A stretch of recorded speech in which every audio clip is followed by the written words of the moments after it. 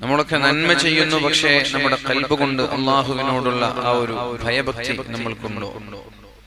വേറെ ചില ആളുകൾ തെറ്റുകൾ ഒരുപാട് ചെയ്യുന്നു, പക്ഷേ അവർ അള്ളാഹുവിലേക്ക് ഭയം കൊണ്ട് വിനയാന്വിതരായി ഖേദിച്ചു മടങ്ങുന്നു.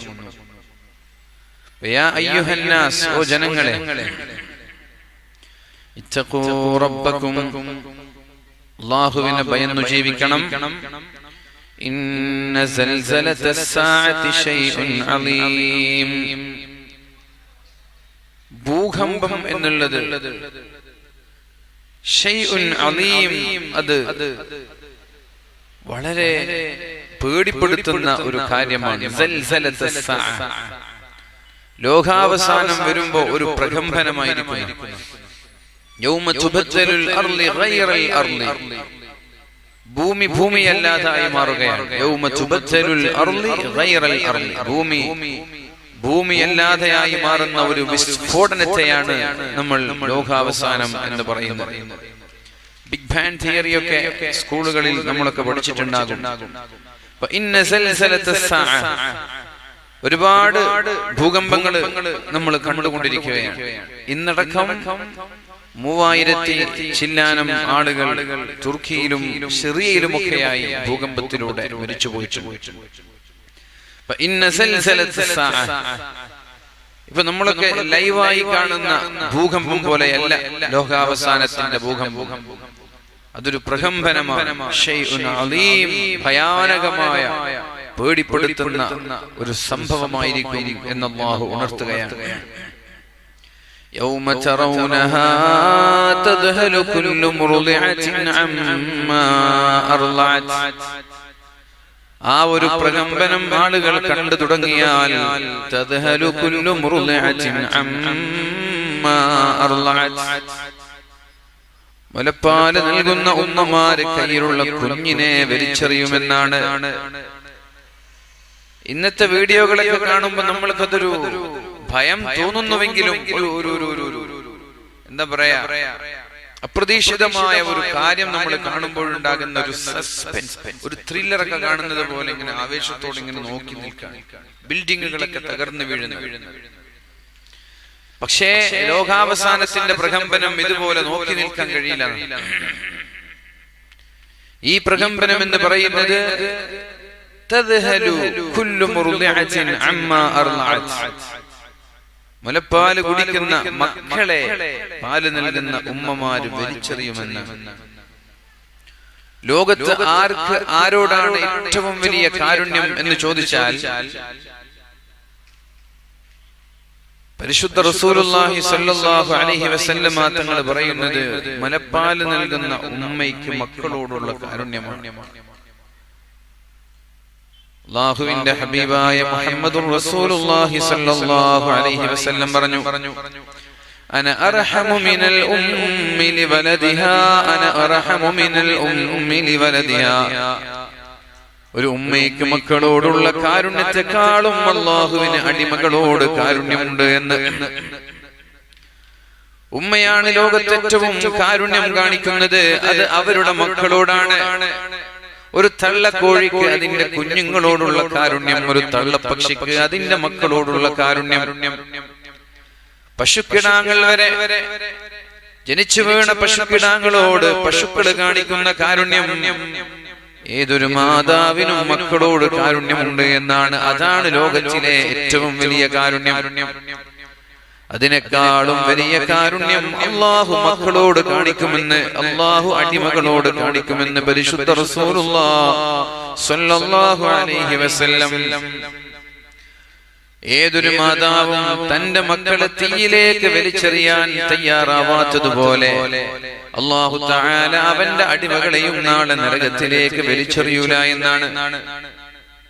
ഏതൊരു മാതാവും അവരുടെ മക്കളെ നാളെ നരകത്തിലെ തീയിലേക്ക് വലിച്ചെറിയാൻ താല്പര്യപ്പെടാത്തതുപോലെ അല്ലാഹു നാളെ അടിമകളെ നരകത്തിലേക്ക് വലിച്ചെറിയാൻ അല്ലാഹുവിന് കഴിയില്ല എന്നാണ്.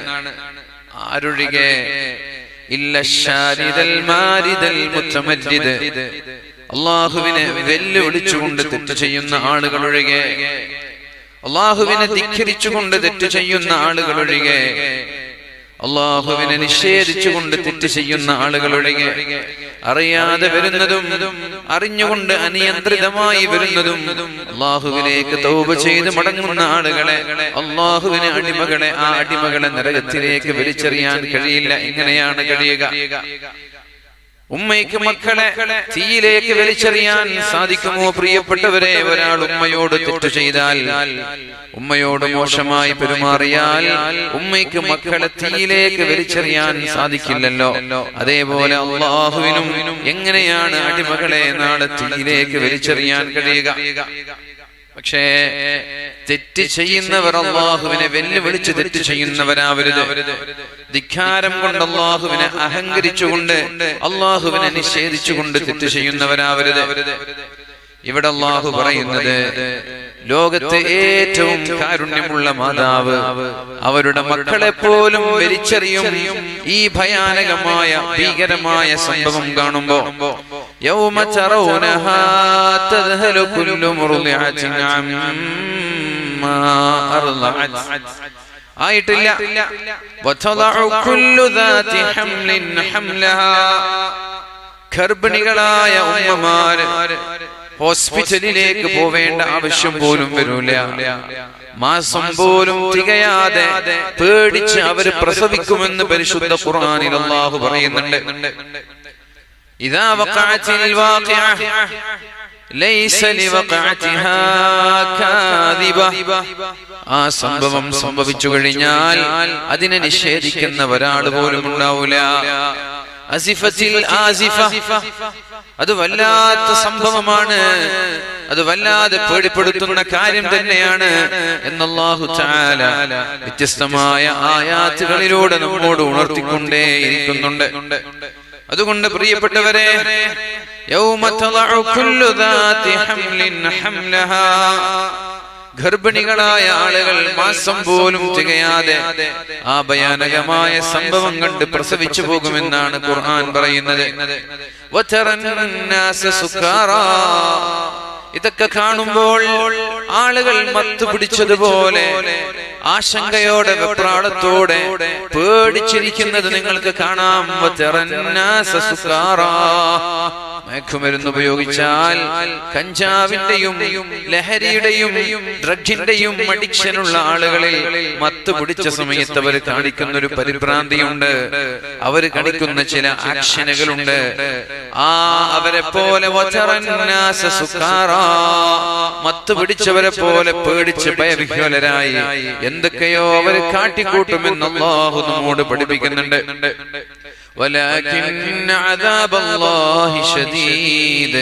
അള്ളാഹുവിന്റെ ശിക്ഷ എന്ന് പറയുന്നത് ഒരാൾക്കും താങ്ങാൻ കഴിയൂല, താങ്ങാവുന്നതിലും അപ്പുറമാണ് എന്നാണ് അള്ളാഹു ഇവിടെ പറയുന്നത്.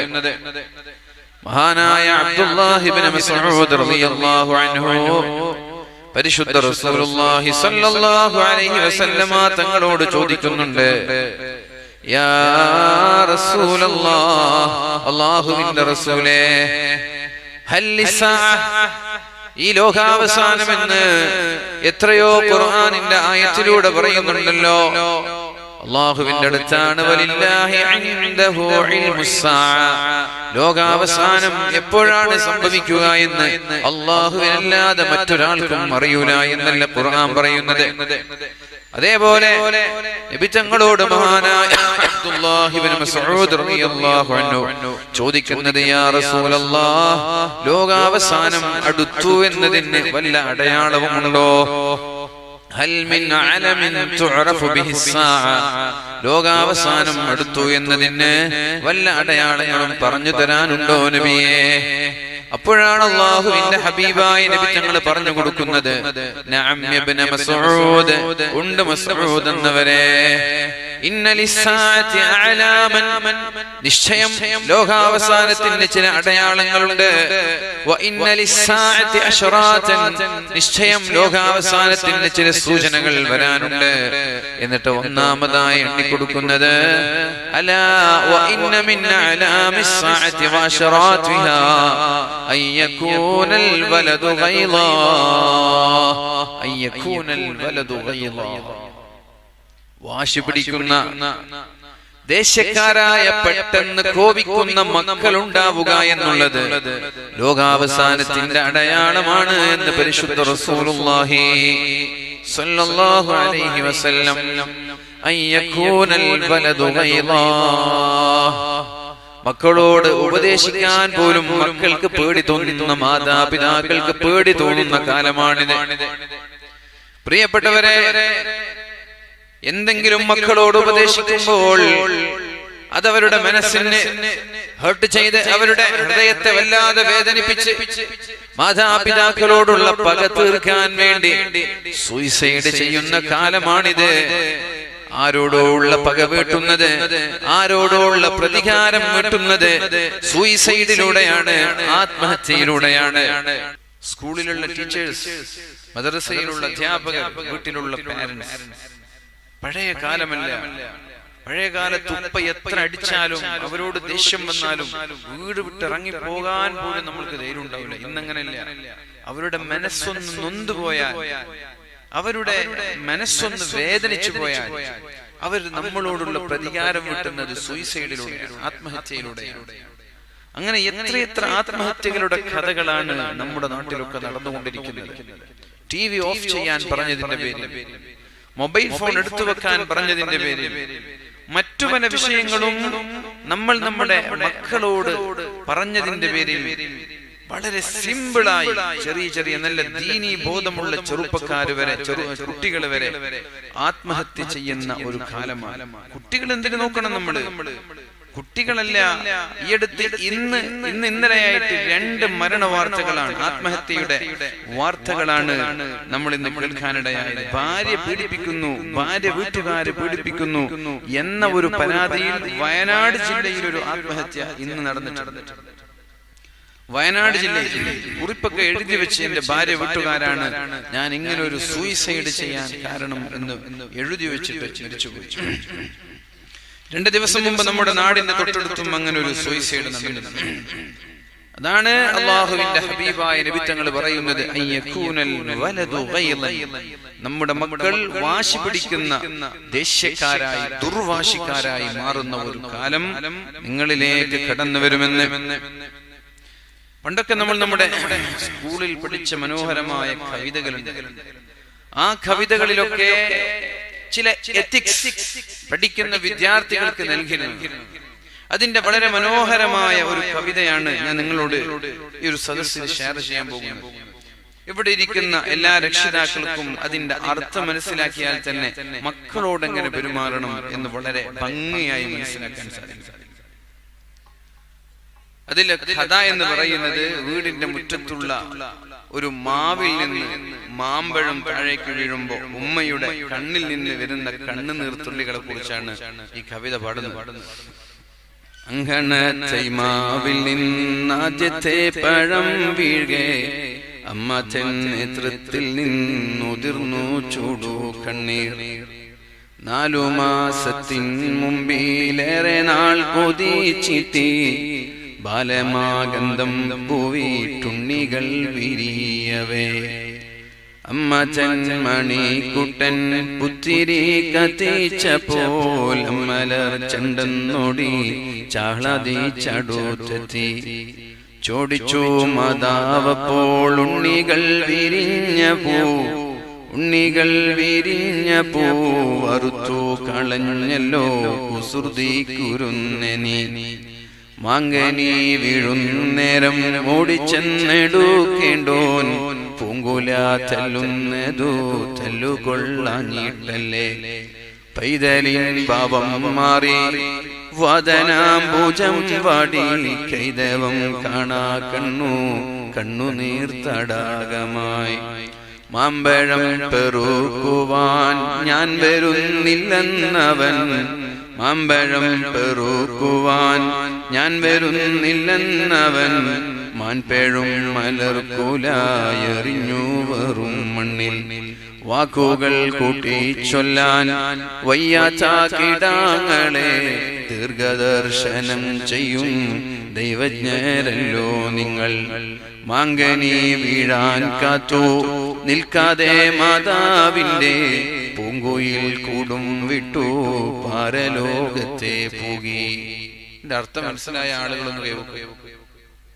എന്താണ് ഈ കവിതയുടെ ആശയം, തീമെന്ന് മനസ്സിലായ ആളുകൾ ആരുമില്ല, കുറച്ച് ആളുകളുണ്ട്. അപ്പൊ ഞാനൊന്നുകൂടി അർത്ഥം വെച്ച് പറഞ്ഞുതരാം. അപ്പൊ നിങ്ങൾ കൃത്യമായിട്ട് ഇതിന്റെ ആശയം മനസ്സിലാക്കി. സ്വാഭാവികമായി നമ്മുടെ വീട്ടിലൊക്കെ ചെറിയ മാവിന്റെ തൈകളുണ്ടാവും. ആ മാവിന്റെ തൈകളൊക്കെ നമ്മുടെ കുട്ടികൾ അത് കാണുമ്പോൾ കുട്ടികൾക്കറിയില്ല ഈ പൂവാണ് പിന്നെ വലുതായിട്ട് മാങ്ങയാവുന്നതും ഇത് പഴുത്ത് നമ്മൾ തിന്നേണ്ടതാണ് എന്നും തിരിച്ചറിയാനുള്ള ഒരു പക്വത കുട്ടികൾക്ക് എത്തൂല. ചെറിയ കുട്ടികളാണ്. സ്വാഭാവികമായി കയ്യെത്തും ദൂരത്തുള്ള ഒരു മാമ്പഴത്തിന്റെ പൂവിങ്ങനെ തെളിർത്ത് അതിൽ നിന്ന് ഉണ്ണി മാങ്ങ, ചെറിയ മാങ്ങ, നമ്മളൊക്കെ കഴിച്ചു തിന്നുന്ന ഉപ്പൊക്കെ ഇട്ട് തിന്ന ചെറിയ മാങ്ങ. ഇത് കണ്ടപ്പോ ഈ കുട്ടി എന്ത് ചെയ്തെന്ന് വെച്ചാൽ ആ മാമ്പഴത്തിന്റെ കൊമ്പ് പൊട്ടിച്ചിട്ട് ഉമ്മയുടെ അടുത്തേക്ക് സന്തോഷത്തോടെ വേൾഡ് കപ്പ് കിട്ടിയതുപോലെ സന്തോഷത്തോടെ ഓടിച്ചാടി വരുന്ന രംഗമാണ് ഈ കവിതയിൽ പറയുന്നത്. അപ്പൊ ഉമ്മ ഈ കുട്ടിയോട് തിരിച്ച് പ്രതികരിക്കുന്ന രീതി ഉമ്മയ്ക്ക് പിന്നെ കണ്ണുനീരായി മാറി. നോക്കൂ നിങ്ങൾ, അങ്കണ ചൈമാവിൽ നിന്നാദ്യത്തെ പഴം വീഴുകെ അമ്മ തൻ നേത്രത്തിൽ നിന്നുതിർന്നു ചൂടു കണ്ണീർ. അഥവാ ആ മാമ്പഴത്തിലെ ആദ്യ പഴം വീഴുമ്പോ സ്വാഭാവികമായി വീട്ടുകാർ സന്തോഷിക്കേണ്ടതാണ്.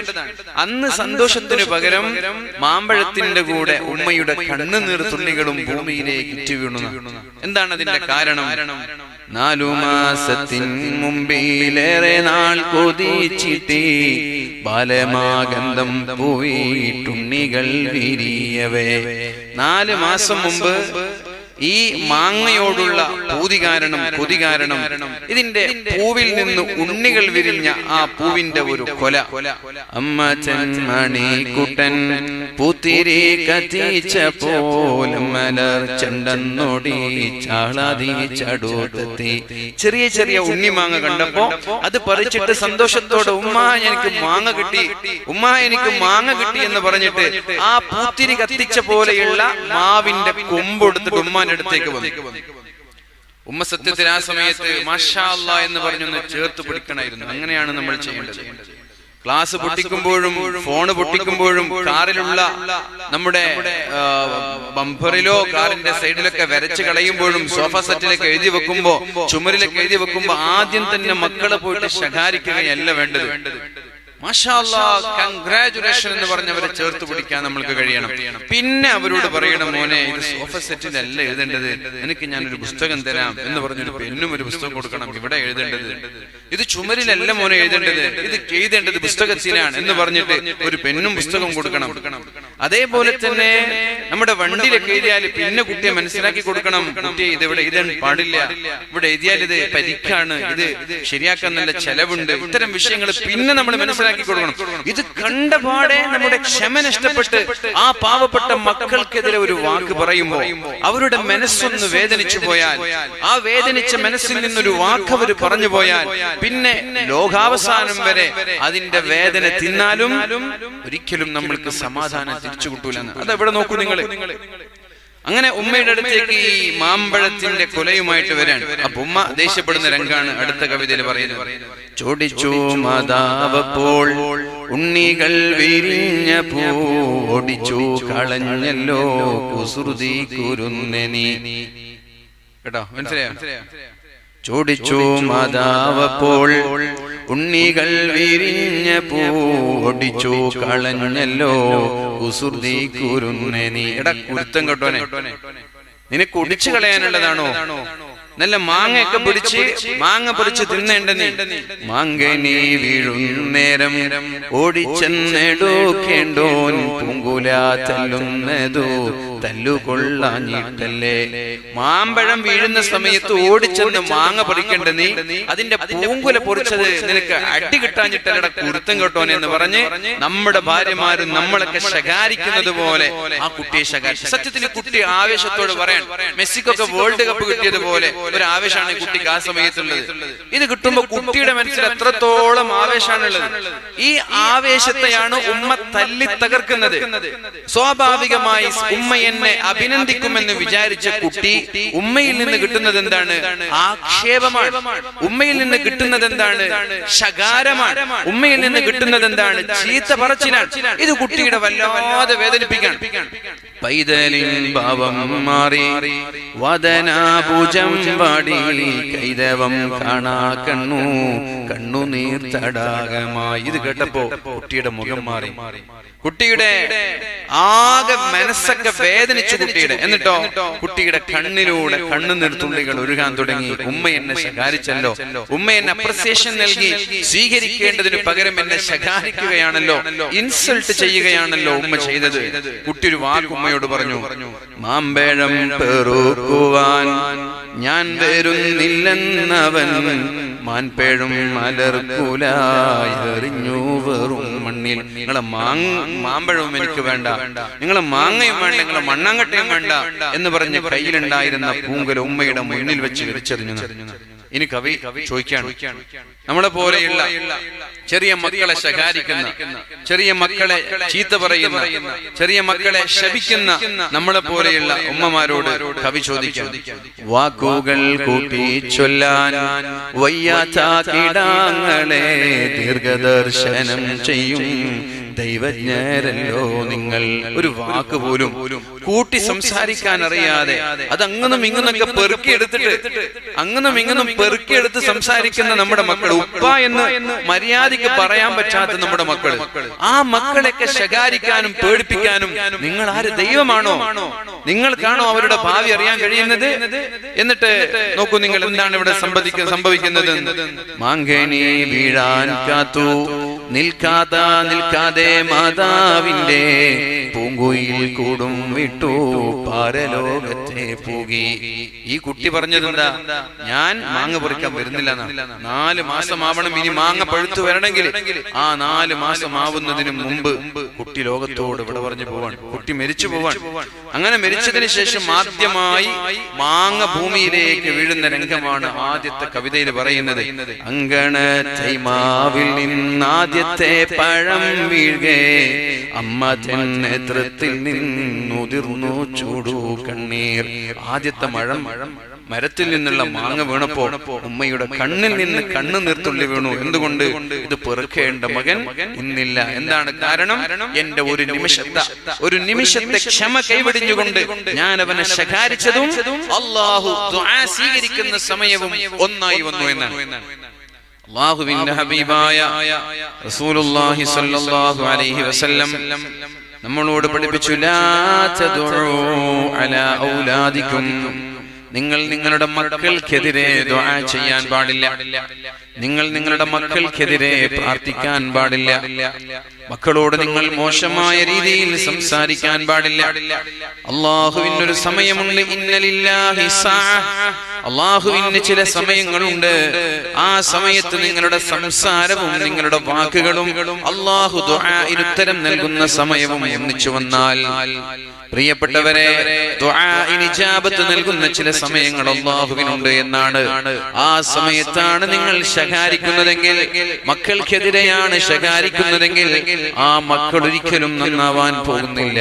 കാരണം നിങ്ങളുടെ ശകാരവും അല്ലാഹുവിന്റെ ദുആഇന് ഉത്തരമുള്ള സമയവും ഒരേ സമയത്തായി വരികയാണ്. നിങ്ങൾക്കറിയുമോ, സൗദി അറേബ്യയിൽ ഒരു വികൃതിയുള്ളൊരു പയ്യനുണ്ടായിരുന്നു. വികൃതി എന്ന് പറഞ്ഞാൽ വീട്ടുകാർക്ക് സഹിക്കാൻ പറ്റാത്ത വികൃതി, വീട്ടുകാർക്ക് സഹിക്കാൻ പറ്റാത്തൊരു വികൃതി. എന്ത് കണ്ടാലും അതിനെ തല്ലി തകർക്കുകയും വീട്ടിൽ നന്നായി കുരുത്തക്കേട് കാണിക്കുകയും ചെയ്യുന്നൊരു വികൃതിയുള്ള പയ്യൻ. ഒരു ദിവസം വീട്ടിലേക്ക് അതിഥികൾ വന്നപ്പോൾ ആ അതിഥികൾക്കുണ്ടാക്കിയ ഭക്ഷണത്തിലേക്ക് കല്ലുകൾ എടുത്തിടുകയും അതിഥികൾക്ക് ഭക്ഷണം കൊടുക്കാൻ കഴിയാതെ ഉമ്മ പ്രയാസപ്പെട്ടപ്പോൾ ആ മകനെ നോക്കി ഉമ്മ ശപിക്കുകയാണ്. എന്താണ് ശാപമെന്നറിയോ? അല്ലാഹു നിന്നെ ഹറമിലെ ഇമാമാക്കട്ടെ, അള്ളാഹു നിന്നെ ഹറമിലെ ഇമാമാക്കട്ടെ. ഉമ്മയുടെ ശാപമാണത്. ഇങ്ങനെയാണ് പ്രിയപ്പെട്ടവരെ ശപിക്കേണ്ടത്. ഈ കഥ പറയുന്നത് ആരാണെന്നറിയോ? ലക്ഷക്കണക്കിന് ആളുകൾ ഒരുമിച്ച് കൂടുന്ന പരിശുദ്ധമായ കഅബയുടെ തൊട്ടടുത്തുള്ള മിമ്പറിൽ വെച്ച് ആ മിമ്പറിന്റെ മുകളിൽ കയറി അബ്ദുറഹ്മാൻ സുദൈസി എന്ന് പറയുന്ന പ്രഭാഷകനാണ് പറയുന്നത്, ആ ഉമ്മ ശകാരിച്ച മകനാണ് ഇന്ന് മിമ്പറിന്റെ മുകളിൽ കയറി നിങ്ങളുമായി അഭിമുഖീകരിക്കുന്നത്. എന്തായിരുന്നു ഉമ്മയുടെ ശകാരം? ഉമ്മയുടെ ശകാരം എന്തായിരുന്നു? അള്ളാഹു നിന്നെ ഹറമിലെ ഇമാമാക്കട്ടെ. ദേശം കൊണ്ട് പറഞ്ഞതാണ്, സ്നേഹം കൊണ്ട് പറഞ്ഞതല്ല. കുരുത്തക്കേട് കാണിച്ചപ്പോൾ, കുരുത്തക്കേട് കൊണ്ട് പൊറുതിമുട്ടിയപ്പോ ഉമ്മയുടെ ശകാരമാണ് അള്ളാഹു നിന്നെ ഹറമിലെ ഇമാമാക്കട്ടെ എന്ന്. ആ ഇമാമാണ് ഇന്ന് ഏറ്റവും കൂടുതൽ കേരളക്കരയിലുള്ള ആളുകൾ അറിയുന്ന അബ്ദുറഹ്മാൻ സുദൈസി എന്ന് പറയുന്ന പ്രഗത്ഭനായ പണ്ഡിതൻ. പ്രിയപ്പെട്ടവരെ, അതേപോലെ നമ്മളും നമ്മുടെ മക്കളെ ശപിക്കണമെന്ന് തോന്നിയാൽ നല്ല കാര്യങ്ങൾ കൊണ്ടവർക്ക് ദുആ ചെയ്യാം.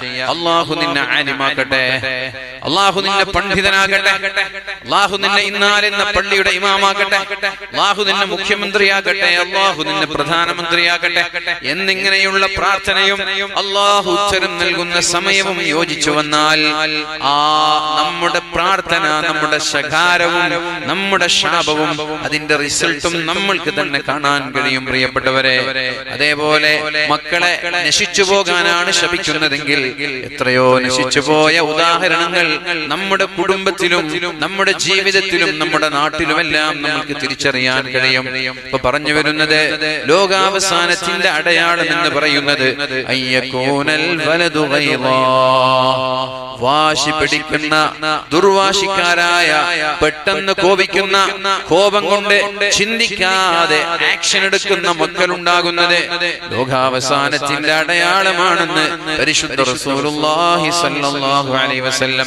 ടിവികൾ എറിഞ്ഞു പൊട്ടിക്കുന്ന മക്കള്, പാത്രങ്ങൾ വലിച്ചെറിയുന്നവർ, മൊബൈൽ ഫോണുകളും ടാബുകളും വലിച്ചെറിയുന്നവർ, ഉമ്മയോട് മുഖം നോക്കി തെറി വിളിക്കുന്നവർ, അധ്യാപകരുടെ മുഖം നോക്കി തെറി വിളിക്കുന്നവർ, ഇങ്ങനെ വാശിക്കാരായ ദുർവാശിക്കാരായ മക്കൾ ഉണ്ടാകുന്നത് ലോകാവസാനത്തിന്റെ അടയാളമാണ് എന്ന് പറയുമ്പോൾ ഖിയാമത്ത് നാളിന്റെ പ്രാരംഭം കുറിക്കാനുള്ള കാരണം നമ്മുടെ വീടിന്റെ പടിവാതിൽക്കൽ നിന്നാണ് തുടങ്ങുന്നത് എന്നാണ് പ്രിയപ്പെട്ടവരെ നമ്മൾ മനസ്സിലാക്കേണ്ടത്. റസൂലുള്ളാഹി സ്വല്ലല്ലാഹു അലൈഹി വസല്ലമ തങ്ങളുടെ അടുത്തേക്ക് ഒരാൾ കടന്നു വരുന്നുണ്ട്. എന്നിട്ട് നബി തങ്ങളോട് ചോദിച്ചു, ശുഭ്രവസ്ത്രധാരിയാണ് അയാൾ, തലമുടിയൊക്കെ നന്നായി ചീകിയിട്ടുണ്ട്, നല്ലൊരു യാത്രക്കാരനാണ്, അവിടെയുള്ള ഒരാൾക്കും അദ്ദേഹത്തെ പരിചയമില്ല. അദ്ദേഹം ചോദിക്കുന്നു, യാ മുഹമ്മദ്, മുഹമ്മദേ അഖ്ബിർനി അനിസ്സാഅ, ലോകാവസാനം എപ്പോഴാണ് എന്ന് എന്നോട് പറഞ്ഞു തരുമോ? അപ്പോഴാണ് അല്ലാഹുവിന്റെ ഹബീബായ നബി തങ്ങൾ പറയുന്നത്, മൽ മസ്ഊലു അൻഹാ ബിഅഅലമ മിനസ്സാഇൽ, ചോദിക്കപ്പെട്ട ഞാൻ ചോദിച്ച ആളെക്കാളും ആ വിഷയത്തിൽ വിവരമുള്ളവനല്ല, നിങ്ങളെക്കാളും ആ വിഷയത്തിൽ എനിക്ക് കൂടുതൽ പറയാനില്ല എന്ന് പറഞ്ഞപ്പോഴാണ് ആ വന്ന വ്യക്തി വീണ്ടും ചോദിക്കുന്നത്, എന്നാൽ അഖ്ബിർനി അൻ അമാറാതിഹാ, ലോകാവസാനത്തിന്റെ അടയാളങ്ങളെ കുറിച്ച് എനിക്ക് പറഞ്ഞു തരുമോ? അപ്പോഴാണ് നബി തങ്ങൾ പറഞ്ഞത്, അൻതലിദൽ അമതു റബ്ബതഹാ, മാതാപിതാക്കളെ ഭരിക്കുന്ന മക്കൾ ഉണ്ടാകുന്നത് ലോകാവസാനത്തിന്റെ അടയാളമാണെന്ന് പരിശുദ്ധ റസൂലുള്ളാഹ്. അൻതലിദൽ അമതു റബ്ബതഹാ, അടിമ സ്ത്രീയെ ഉടമയെ പ്രസവിക്കുക എന്ന് പറഞ്ഞാൽ, അടിമ സ്ത്രീയെ ഉടമയെ പ്രസവിക്കുക എന്ന് പറഞ്ഞാൽ പ്രിയപ്പെട്ടവരെ, മാതാപിതാക്കളെ ഭരിക്കുന്ന, മാതാപിതാക്കളുടെ മേൽ ആധിപത്യം ചെലുത്തുന്ന മക്കൾ ഉണ്ടാവുന്നത് ലോകാവസാനത്തിന്റെ അടയാളമാണെന്ന് മുഹമ്മദുർ റസൂലുള്ളാഹി. നമ്മൾക്കറിയാലോ എങ്ങനെയാണ് ഒരാൾ മാതാപിതാക്കളുടെ മുമ്പിൽ ജീവിക്കേണ്ടത്. ഒരു ദോഷിയായ, തെറ്റുകാരനായ, കുറ്റക്കാരനായ ഒരു അടിമ എങ്ങനെയാണോ യജമാനന്റെ മുന്നിൽ നിൽക്കുന്നത്, അതേപോലെയാണ് പ്രിയപ്പെട്ടവരെ ഒരു കുട്ടി മാതാപിതാക്കളുടെ മുന്നിൽ നിൽക്കേണ്ടത്. നമ്മളൊക്കെ നമ്മുടെ മാതാപിതാക്കളുടെ കുട്ടിയാണ്. നമ്മൾക്ക് 30 വയസ്സായാലും 40 വയസ്സായാലും മാതാപിതാക്കളുടെ കുട്ടിയാണ്. നമ്മള് കോടികൾ കോടികൾ സമ്പാദിച്ചാലും കൊട്ടാര സമ്മാനമായ വീടെടുത്താലും നാട്ടിലൊക്കെ വലിയ സ്ഥാനമാനങ്ങൾ കിട്ടിയാലും നമ്മുടെ മാതാപിതാക്കൾക്ക് നമ്മൾ കുട്ടിയാണ്.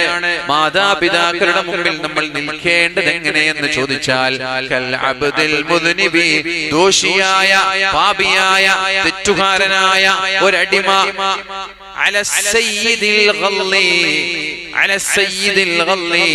ഒരു പരുക്കൻ സ്വഭാവത്തിന്റെ ഉടമയായ അക്രമിയായ ഒരു ക്രിമിനലായ യജമാനന്റെ മുന്നിൽ എങ്ങനെയാണോ നിൽക്കുന്നത് അതേപോലെയാണ് മാതാപിതാക്കളുടെ മുമ്പിൽ മക്കൾ നിൽക്കേണ്ടത് എന്ന് മഹാനായ സഈദ് ഇബ്നുൽ മുസയ്യിബ് റളിയല്ലാഹു അൻഹു പറയുന്നുണ്ട്.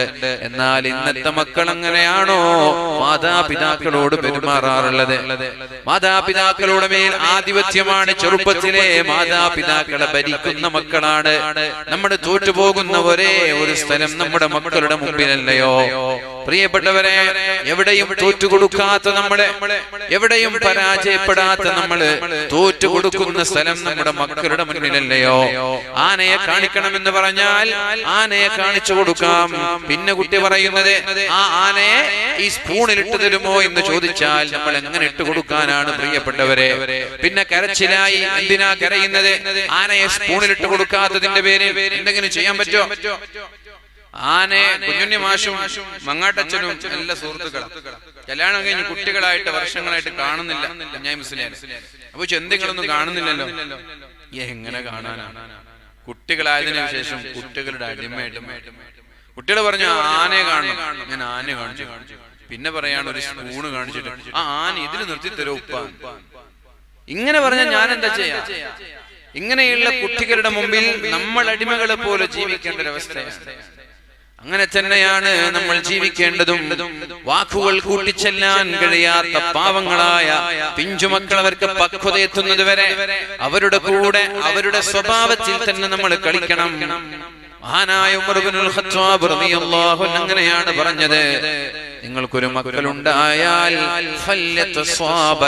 മക്കളെ പോലെ അഭിനയിക്കണമെന്നാ പറഞ്ഞത്. ആക്ട് ചെയ്യണം. നിങ്ങളൊക്കെ പള്ളി പ്രസിഡന്റ് ആവാം, നിങ്ങൾ അറിയപ്പെട്ട നേതാക്കന്മാരാവാം, രാഷ്ട്രീയ നേതാക്കന്മാരാവാം, പള്ളിയുടെ ഖതീബായിരിക്കാം. പക്ഷേ നിങ്ങൾ വീട്ടിലെത്തിയാൽ 7 വയസ്സുവരെ മക്കളെ പോലെ അഭിനയിക്കണമെന്നാ പറഞ്ഞത്. അതുകൊണ്ടാണ് അല്ലാഹുവിന്റെ ഹബീബായ നബി തങ്ങളെ ഒട്ടകത്തെ പോലെ 2 കാല് നിലത്തുകുത്തി 2 കൈയും നിലത്തുകുത്തി മക്കൾക്കൊരു കുതിര സവാരി നടത്തി കൊടുത്തത്. പ്രിയപ്പെട്ടവരെ, അല്ലാഹുവിന്റെ ഹബീബ് സല്ലല്ലാഹു അലൈഹി വസല്ലം മക്കളുടെ മുമ്പിൽ പല കോമാളിത്തരങ്ങളും അവരെ ചിരിപ്പിക്കാൻ വേണ്ടി അല്ലാഹുവിന്റെ ഹബീബ് കളിച്ചു കൊടുത്തിട്ടുണ്ട്.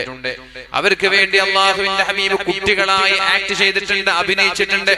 എന്നിട്ട് നമ്മളോട് പറഞ്ഞു നിങ്ങളും നിങ്ങളുടെ മക്കളുടെ മുമ്പിൽ കുട്ടിയായി അഭിനയിക്കണം.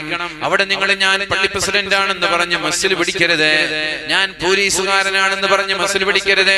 നിന്റെ പോലീസ് ഏതെങ്കിലും സ്റ്റേഷനിൽ വെച്ച് കാക്കി അഴിച്ചു വരണം. വീട്ടിലേക്ക് വരുമ്പോൾ പോലീസിന്റെ കാക്കിയും ധരിച്ച് മക്കളുടെ മുന്നിലേക്ക് വരണ്ട. വഅദ് പറയുന്ന തലപ്പാവ് ധരിച്ച് നിന്റെ മക്കളുടെ മുന്നിൽ വരണ്ട. അവിടെ നീ കുട്ടിയാണ്.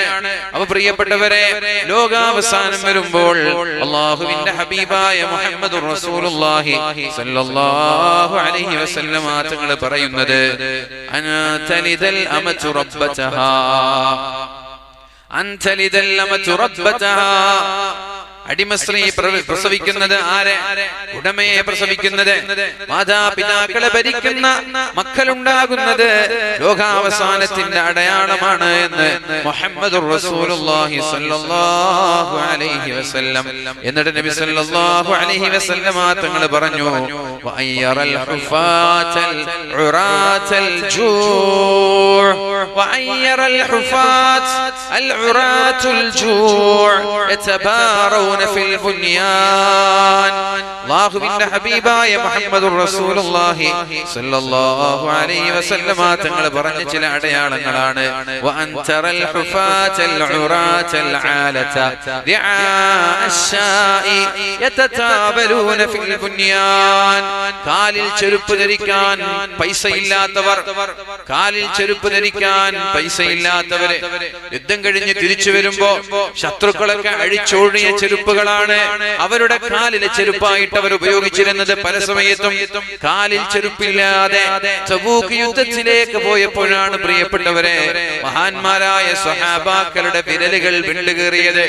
ദാത്തുൽ ദിഖാ എന്നാണ് തബൂക്ക് യുദ്ധത്തിന്റെ പേര്. ശക്തമായ ചൂടുള്ള കാലമായിരുന്നു അത്. ആ ചൂടുള്ള കാലത്ത് യുദ്ധത്തിന് പോകുമ്പോൾ സ്വഹാബാക്കളുടെ കയ്യിൽ ഒട്ടകങ്ങളില്ല, കുതിരകളില്ല. ഒരാൾ കുതിരയുടെ മുകളിൽ കയറിയാൽ മറ്റൊരാള് താഴെ ഇറങ്ങി നടക്കും. വേറെ ഒരാൾ കയറിയാൽ മറ്റൊരാള് താഴെ ഇറങ്ങി നടക്കും. ചെരുപ്പില്ലാതെ നടന്ന് നടന്ന് ചുട്ടുപൊള്ളുന്ന മണലാരുണ്യത്തിലൂടെ നടന്നിട്ട് അവരുടെ കാലിന്റെ താഴ്ഭാഗങ്ങളിൽ നിന്ന്, കാൽപാദങ്ങളിൽ നിന്ന് രക്തം പൊട്ടാൻ തുടങ്ങി, ചുണ്ടുകൾ കീറാൻ തുടങ്ങി, നഖങ്ങൾ മുറിയാൻ തുടങ്ങി.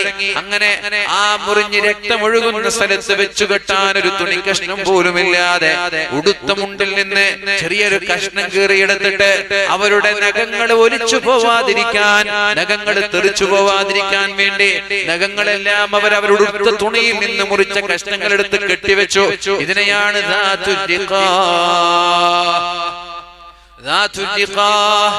തുണിക്കഷ്ണങ്ങൾ കൊണ്ട് കെട്ടിവെക്കപ്പെട്ട യുദ്ധം എന്നതിന് പേര് വരാനുള്ള കാരണം, അങ്ങനെ ചെരുപ്പ് പോലും ധരിക്കാനില്ലാത്ത അറബികൾ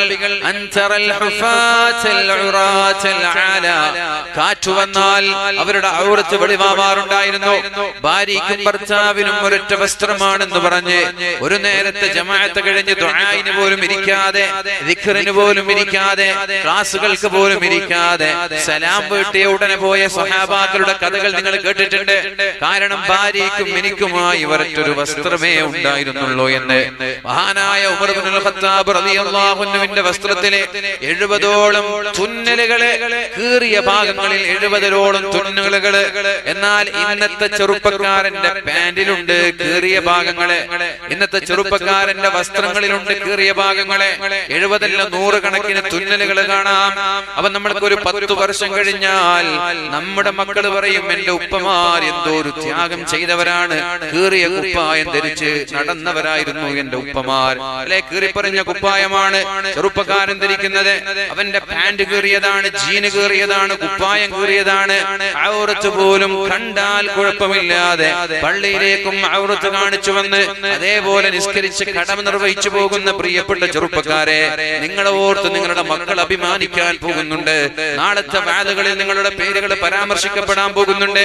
കാരണം എന്റെ ഉപ്പമാര് സാഹിദീങ്ങളായിരുന്നു, എന്റെ ഉപ്പമാര് അവരുടെ യൗവനത്തിൽ ത്യാഗം ചെയ്തവരാണ്, കീറിപ്പറിഞ്ഞ കുപ്പായം ധരിച്ച് ജീവിച്ചവരാണ് എന്ന് നിങ്ങളെ കുറിച്ച് അഭിമാനത്തോടൊരു കാലത്ത് പറയാനുണ്ട്. ഏതുപോലെ നമ്മളൊക്കെ ഉമർ തങ്ങളെ കുറിച്ച് പറയുന്നത് പോലെ 70ഓളം ചുന്നുകളുള്ള കുപ്പായമിട്ട് നടന്നവരാണ് മഹാനായ ഉമർ ഇബ്നുൽ ഖത്താബ് റളിയല്ലാഹു അൻഹു.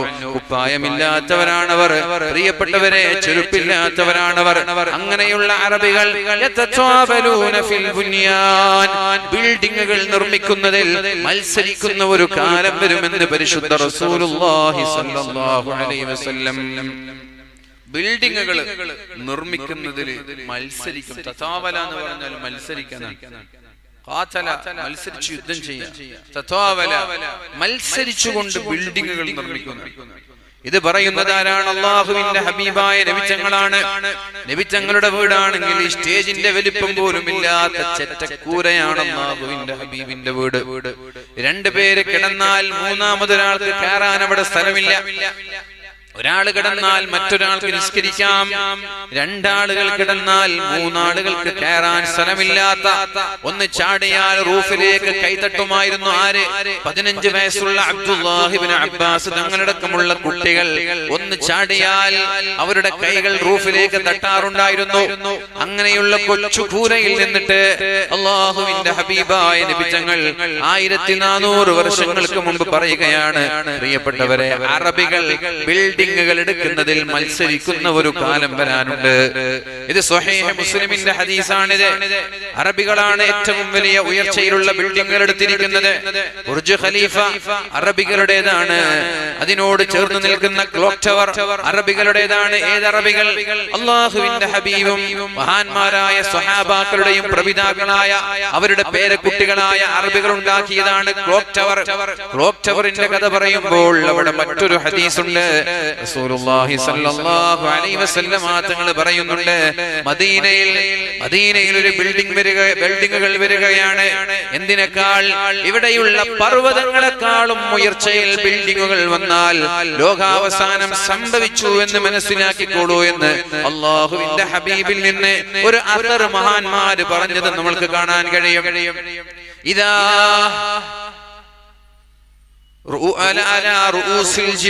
പർവ്വതത്തിന്റെ ഉച്ചയേക്കാളും പർവ്വതത്തിന്റെ കൊടുമുടിയേക്കാളും മുകളിലേക്ക് ബിൽഡിങ്ങുകൾ ഉയർന്നു വരുന്ന ഒരു കാലം നിങ്ങൾ കാണാനിടയായാൽ നിങ്ങൾ മനസ്സിലാക്കിക്കോളൂ, അത് ലോകാവസാനത്തിന്റെ അടയാളമാണ് എന്ന് പരിശുദ്ധ റസൂലുള്ളാഹി സ്വല്ലല്ലാഹു അലൈഹി വസല്ലം തങ്ങളിൽ നിന്ന് മഹാന്മാരായ സ്വഹാബാക്കൾ ഉദ്ധരിക്കുന്നുണ്ട്. അല്ല, അതൊരു അസറാണ് എന്ന അഭിപ്രായവുമുണ്ട്.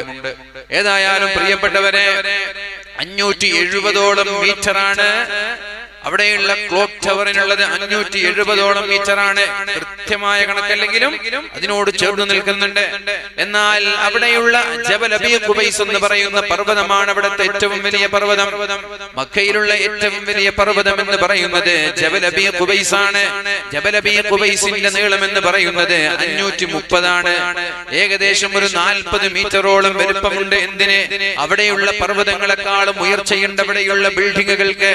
ഇങ്ങനൊരു സംഭവം സംഭവിച്ചു കഴിഞ്ഞാൽ അത് ലോകാവസാനത്തിന്റെ അടയാളമാണ് എന്ന് ചില അസറുകളിൽ കാണാൻ കഴിയും പ്രിയപ്പെട്ടവരെ. അതേപോലെ തന്നെ മറ്റൊരു അസറിലൂടെ കാണാൻ കഴിയും, മക്കയിൽ നിങ്ങൾ ടണലുകൾ കാണാനിടയായാൽ, പാറകൾ കൊണ്ട് നിറഞ്ഞിരുന്ന പർവ്വതങ്ങൾ കൊണ്ട് നിറഞ്ഞിരുന്ന മക്കയിലെ ടണലുകൾ കാണാനിടയായാൽ അതും ലോകാവസാനം സംഭവിച്ചു എന്നതിന്റെ അടയാളമാണ്. ഇന്ന് മക്കയിൽ പോയാൽ ടണലല്ലാതെ വല്ലതും നിങ്ങൾ കാണുന്നുണ്ടോ? ഖലാഇം എന്നാ പറയുന്നത്. മക്കയിലെ ടണലുകളല്ലാതെ വേറെ വല്ലതും നിങ്ങൾ കാണാറുണ്ടോ? നിറയെ ടണലുകളാണ്. എന്തിനേറെ കഅബയുടെ തൊട്ടടുത്ത് പോലും ഉള്ളത് എന്താണ്? ടണലുകളാണ്. അജിയാദിന്റെ മേഖലയിലേക്ക് പോകുമ്പോ, അല്ലെ, അജിയാദിലേക്കൊക്കെ പോകുമ്പോ അവിടെ കാണാം നമ്മൾക്ക് ടണലുകൾ. എന്തിനോട് ചേർന്ന്? നമ്മുടെ പള്ളിയോട് ചേർന്ന് നിൽക്കുന്ന ടണലുകൾ കാണാൻ കഴിയും. അങ്ങനെ മക്കയിൽ ടണലുകൾ നിങ്ങൾക്ക് വ്യാപകമായി കാണാനിടയായാൽ അത് ലോകാവസാനം അടുത്തു എന്നല്ല, ലോകാവസാനം സംഭവിച്ചു എന്ന് മനസ്സിലാക്കിക്കോളൂ എന്ന് മുഹമ്മദുർ റസൂലുള്ളാഹി സ്വല്ലല്ലാഹു അലൈഹി വസല്ലം. അതോടൊപ്പം അല്ലാഹുവിന്റെ ഹബീബ് സ്വല്ലല്ലാഹു അലൈഹി വസല്ലം തങ്ങൾ പറഞ്ഞ സ്വഹീഹ് മുസ്ലിമിലെ മറ്റൊരു ഹദീസാണ് പ്രിയപ്പെട്ടവരെ. അല്ലാഹുവിന്റെ ഹബീബായ നബി തങ്ങളെ മുഖമാകെ വിവർണമായി ഫസിഅൻ പേടിച്ചുകൊണ്ട് നബി തങ്ങളുടെ മുഖമാകെ വിവർണമായി അല്ലാഹുവിന്റെ ഹബീബായ റസൂലുള്ളാഹി സ്വല്ലല്ലാഹു അലൈഹി വസല്ലം തങ്ങളെ വീട്ടിൽ നിന്നിറങ്ങി വന്നു. സ്വഹാബാക്കൾ പേടിയോടെ എങ്ങോട്ടാണ് നബി തങ്ങൾ പോകുന്നത് എന്ന് നോക്കി നിൽക്കുകയാണ്, ഭയത്തോടെ, പേടിയോടെ. കാരണം ഖറജൻ നബിയു ഫസിഅൻ മുഹ്മറൻ ലൗനുഹു, നബി തങ്ങളുടെ മുഖമാകെ ചുവന്നു തുടുത്തിട്ടുണ്ട്. പേടി കാരണത്താൽ മുഖത്താകെ പേടിയുടെ ഭാവമുണ്ട്. അങ്ങനെ നബി തങ്ങൾ നേരെ പോകുന്നത് പള്ളിയിലേക്കാണ്, മസ്ജിദുൻ നബവിയിലേക്കാണ്. അവിടെ തടിച്ചുകൂടിയ സ്വഹാബാക്കളോട് അല്ലാഹുവിന്റെ ഹബീബായ റസൂലുള്ളാഹി സ്വല്ലല്ലാഹു അലൈഹി വസല്ലം തങ്ങൾ പറഞ്ഞത് വൈലുൽ ലിൽ അറബ്, അറബികൾക്ക് നാശമാണ്. വൈലുൽ ലിൽ അറബി, അറബികൾ അപകടത്തിന്റെ മുൻപിലാണ്. വൈലുൽ ലിൽ അറബി മിൻ ശർരിൻ ഖദ് ഇഖ്തറബ, അറബികളിലേക്ക് ഒരു ഏറ്റവും അടുത്തിരിക്കുന്ന ഒരു അപകടം വരാനുണ്ട്. ശ്രദ്ധിച്ചോളൂ പ്രിയപ്പെട്ടവരെ. 1400 വർഷങ്ങൾക്ക് മുമ്പ് അല്ലാഹുവിന്റെ ഹബീബായ നബി തങ്ങൾ പറയുകയാണ് വൈലുൽ ലിൽ അറബി മിൻ ശർരിൻ ഖദ് ഇഖ്തറബ, അറബികളിലേക്ക് വലിയൊരു അപകടം വരാനിരിക്കുകയാണ്, അവരിലേക്ക് അടുത്തിരിക്കുകയാണ്. ഏതാനും സമയം കഴിഞ്ഞാൽ ആ അപകടം അവരെ വേട്ടയാടാൻ പോവുകയാണ്. എന്നിട്ട് നബി തങ്ങളുടെ തള്ളവിരൽ കൊണ്ട്, നബി തങ്ങളുടെ ചൂണ്ട് വിരൽ കൊണ്ട് നബി തങ്ങൾ ഇങ്ങനെ ഒരു വട്ടാകൃതി ഉണ്ടാക്കി, ഒരു സർക്കിൾ ഉണ്ടാക്കി സ്വഹാബാക്കൾക്ക് കാണിച്ചു കൊടുത്തു. തന്റെ തള്ളവിരൽ കൊണ്ടും തന്റെ ചൂണ്ട് വിരൽ കൊണ്ടും ഒരു സർക്കിൾ ഉണ്ടാക്കി, ഇതുപോലെ ഒരു സർക്കിൾ ഉണ്ടാക്കി. എന്നിട്ട് നബി തങ്ങൾ പറഞ്ഞു ഫുതിഹൽ യൗമ മിൻ റദ്മി യഅജൂജ വമഅജൂജ, യഅജൂജിനെയും മഅജൂജിനെയും ഈ ഭൂമിയിൽ നാശമുണ്ടാക്കാതിരിക്കാൻ അല്ലാഹു തടഞ്ഞു വെച്ചിരിക്കുകയാണ് വലിയൊരു മതിൽകെട്ടിന്റെ സഹായത്തോടെ. ആ മതിൽകെട്ടിൽ ഇത്തിരിപ്പോന്ന ദ്വാരമുണ്ടായിട്ടുണ്ട്, ഇത്തിരിപ്പോന്ന ദ്വാരമുണ്ടായിട്ടുണ്ട് എന്ന് അല്ലാഹുവിന്റെ ഹബീബായ റസൂലുള്ളാഹി സ്വല്ലല്ലാഹു അലൈഹി വസല്ലം മഹാന്മാരായ സ്വഹാബാക്കളോട് പറയുന്നത് 1400 1400 വർഷങ്ങൾക്ക് മുമ്പാണ് മതിൽ തകർക്കാനുള്ള ശ്രമം നടന്നുകൊണ്ടേയിരിക്കുകയാണ്. എപ്പോഴാണ് മതിൽ കെട്ടിക്കൊടുത്തത്? ദുൽഖർനൈൻ എന്ന് പറയുന്ന അലക്സാൻഡ്രിയൻ രാജാവ് അവിടെയുള്ള ജനങ്ങളെ ഇവരുടെ ഷർറിൽ നിന്ന് രക്ഷപ്പെടാൻ വേണ്ടി ഈയം കൊണ്ട് ഇരുമ്പ് കൊണ്ടുണ്ടാക്കിയ മതിലുകളാണത്. നിരന്തരമായി തകർക്കാനുള്ള ശ്രമത്തിന്റെ ഭാഗമായി അള്ളാഹുവിന്റെ ഹബീബായ നബി തങ്ങൾ ജനിച്ചപ്പോഴേക്കും പ്രിയപ്പെട്ടവരെ ഇത്തിരി പോന്ന ഒരു ദ്വാരമുണ്ടായി. ഇത്തിരി പോന്ന ദ്വാരം ഇന്ന് 1400 വർഷങ്ങൾ കഴിഞ്ഞു. ആ ദ്വാരത്തിന് ഇത്ര വലിപ്പമുണ്ടാകും എന്ന് വെച്ചാൽ ലോകാവസാനം അടുത്തിട്ടുണ്ട് എന്നല്ല, ലോകാവസാനം സംഭവിച്ചു എന്ന് തന്നെ മനസ്സിലാക്കണം. അല്ലാഹു റബ്ബ് സുബ്ഹാനഹു വ തആല ഈമാനോടെ തിരിച്ചു പോകാനുള്ള തൗഫീഖ് നൽകട്ടെ. അല്ലാഹു തആല ഈമാനോടെ മരിച്ചു പോകാനുള്ള തൗഫീഖ് നൽകട്ടെ.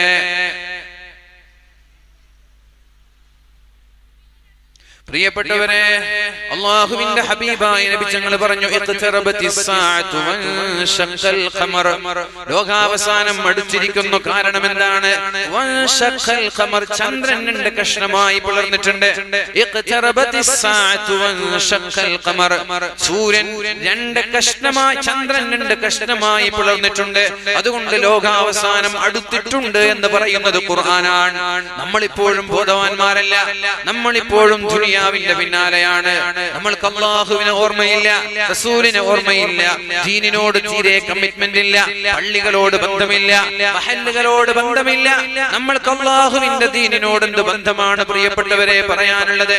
കബീ യേ നൗജവാൻ മുസ്ലിം തദബ്ബുർ ഭീ കിയാ തൂനെ वो क्या गर्दन तू जिसका है एक टूटा हुआ तारा कभी ए नौजवान मुस्लिम എന്റെ പ്രിയപ്പെട്ട ചെറുപ്പക്കാരാ, തദബ്ബുർ ബി കിയാ തൂനെ, ഒന്ന് നിനക്ക് ചിന്തിച്ചുകൂടെ?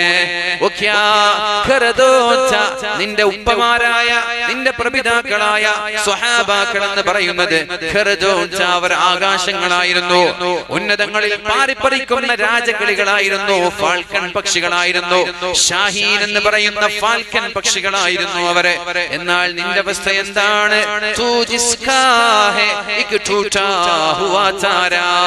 ആ ആകാശങ്ങളിൽ നിന്ന് ഒന്നിനും കൊള്ളാതെ മുറിഞ്ഞു വീണ് നക്ഷത്രം മാത്രമാണ് നീ. ലമായിക്കുബാൽ പറയുകയാണ്, പ്രിയപ്പെട്ട ചെറുപ്പക്കാരെ, അവർ ആകാശങ്ങളായിരുന്നുവെങ്കിൽ ആ ആകാശത്തിൽ നിന്ന് മുറിഞ്ഞു വീണ നക്ഷത്രത്തിന്റെ കഷ്ണം മാത്രമാണ് നീ. തുജേ ഉസ് ഖൗമിനെ പാലാ ഹേ ആഗോശേ महब्बत में उछल डाला जिसने पाओ में ताजे सरदारा. നീ എന്താണ് സമൂഹത്തിന് വേണ്ടി ചെയ്തത്? നീ എന്താണ് ദീനിന് വേണ്ടി ചെയ്തത്? തുജേ ഉസ് ഖൗമിനെ പാലാ ഹേ ആഗോശേ മഹബ്ബത് മേ.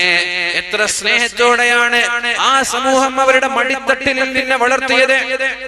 നിനക്കൊരു പ്രയാസം വരാതെ, നിനക്കൊരു പ്രാരാബ്ധമില്ലാതെ, എന്നെ ബുദ്ധിമുട്ടിക്കാതെ ലോകത്തിന്റെ മുക്കുമൂലകളിലേക്ക് ഈ ഇസ്ലാമിനെ വളർത്തിയതവരല്ലയോ?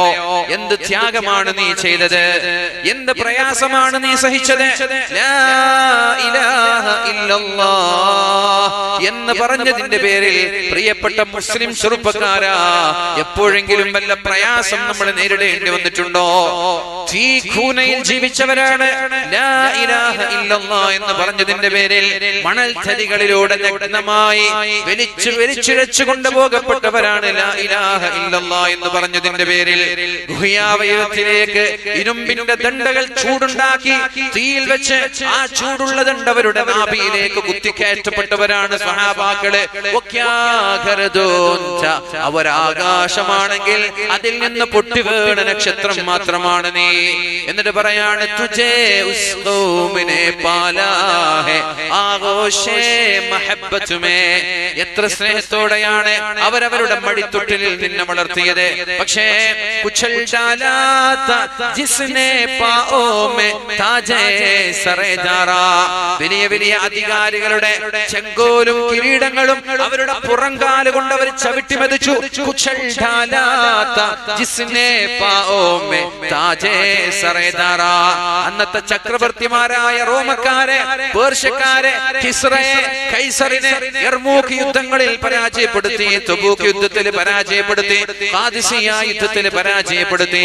അന്നത്തെ ഏറ്റവും വലിയ അറിയപ്പെട്ട കിങ്കരന്മാരായിരുന്ന ഏറ്റവും വലിയ രാജാക്കന്മാരെ അവരുടെ പുറംകാല് കൊണ്ടവര് തരിപ്പണമാക്കി അവരുടെ ചെങ്കോലുകളെ വലിച്ചെറിഞ്ഞു. നീ എന്ത് കഷ്ടപ്പാടാണ് അനുഭവിച്ചത്, നീ എന്ത് പ്രയാസമാണ് അനുഭവിച്ചത് എന്നിട്ട് കവി ചോദിക്കുന്നുണ്ട്, തുജേ ആബാസെ അപ്നെ കോയി നിസ്ബത്ത് ഹോ നഹീ സക്തി. നിനക്ക് നിന്റെ ഉപ്പമാരായ സ്വഹാബാക്കളുമായി താബിഈകളുമായി എന്ത് ബന്ധമാണ് പറയാനുള്ളത്, എന്ത് ബന്ധമാണ് നിനക്ക് പറയാനുള്ളത്? എന്തേ കാരണം?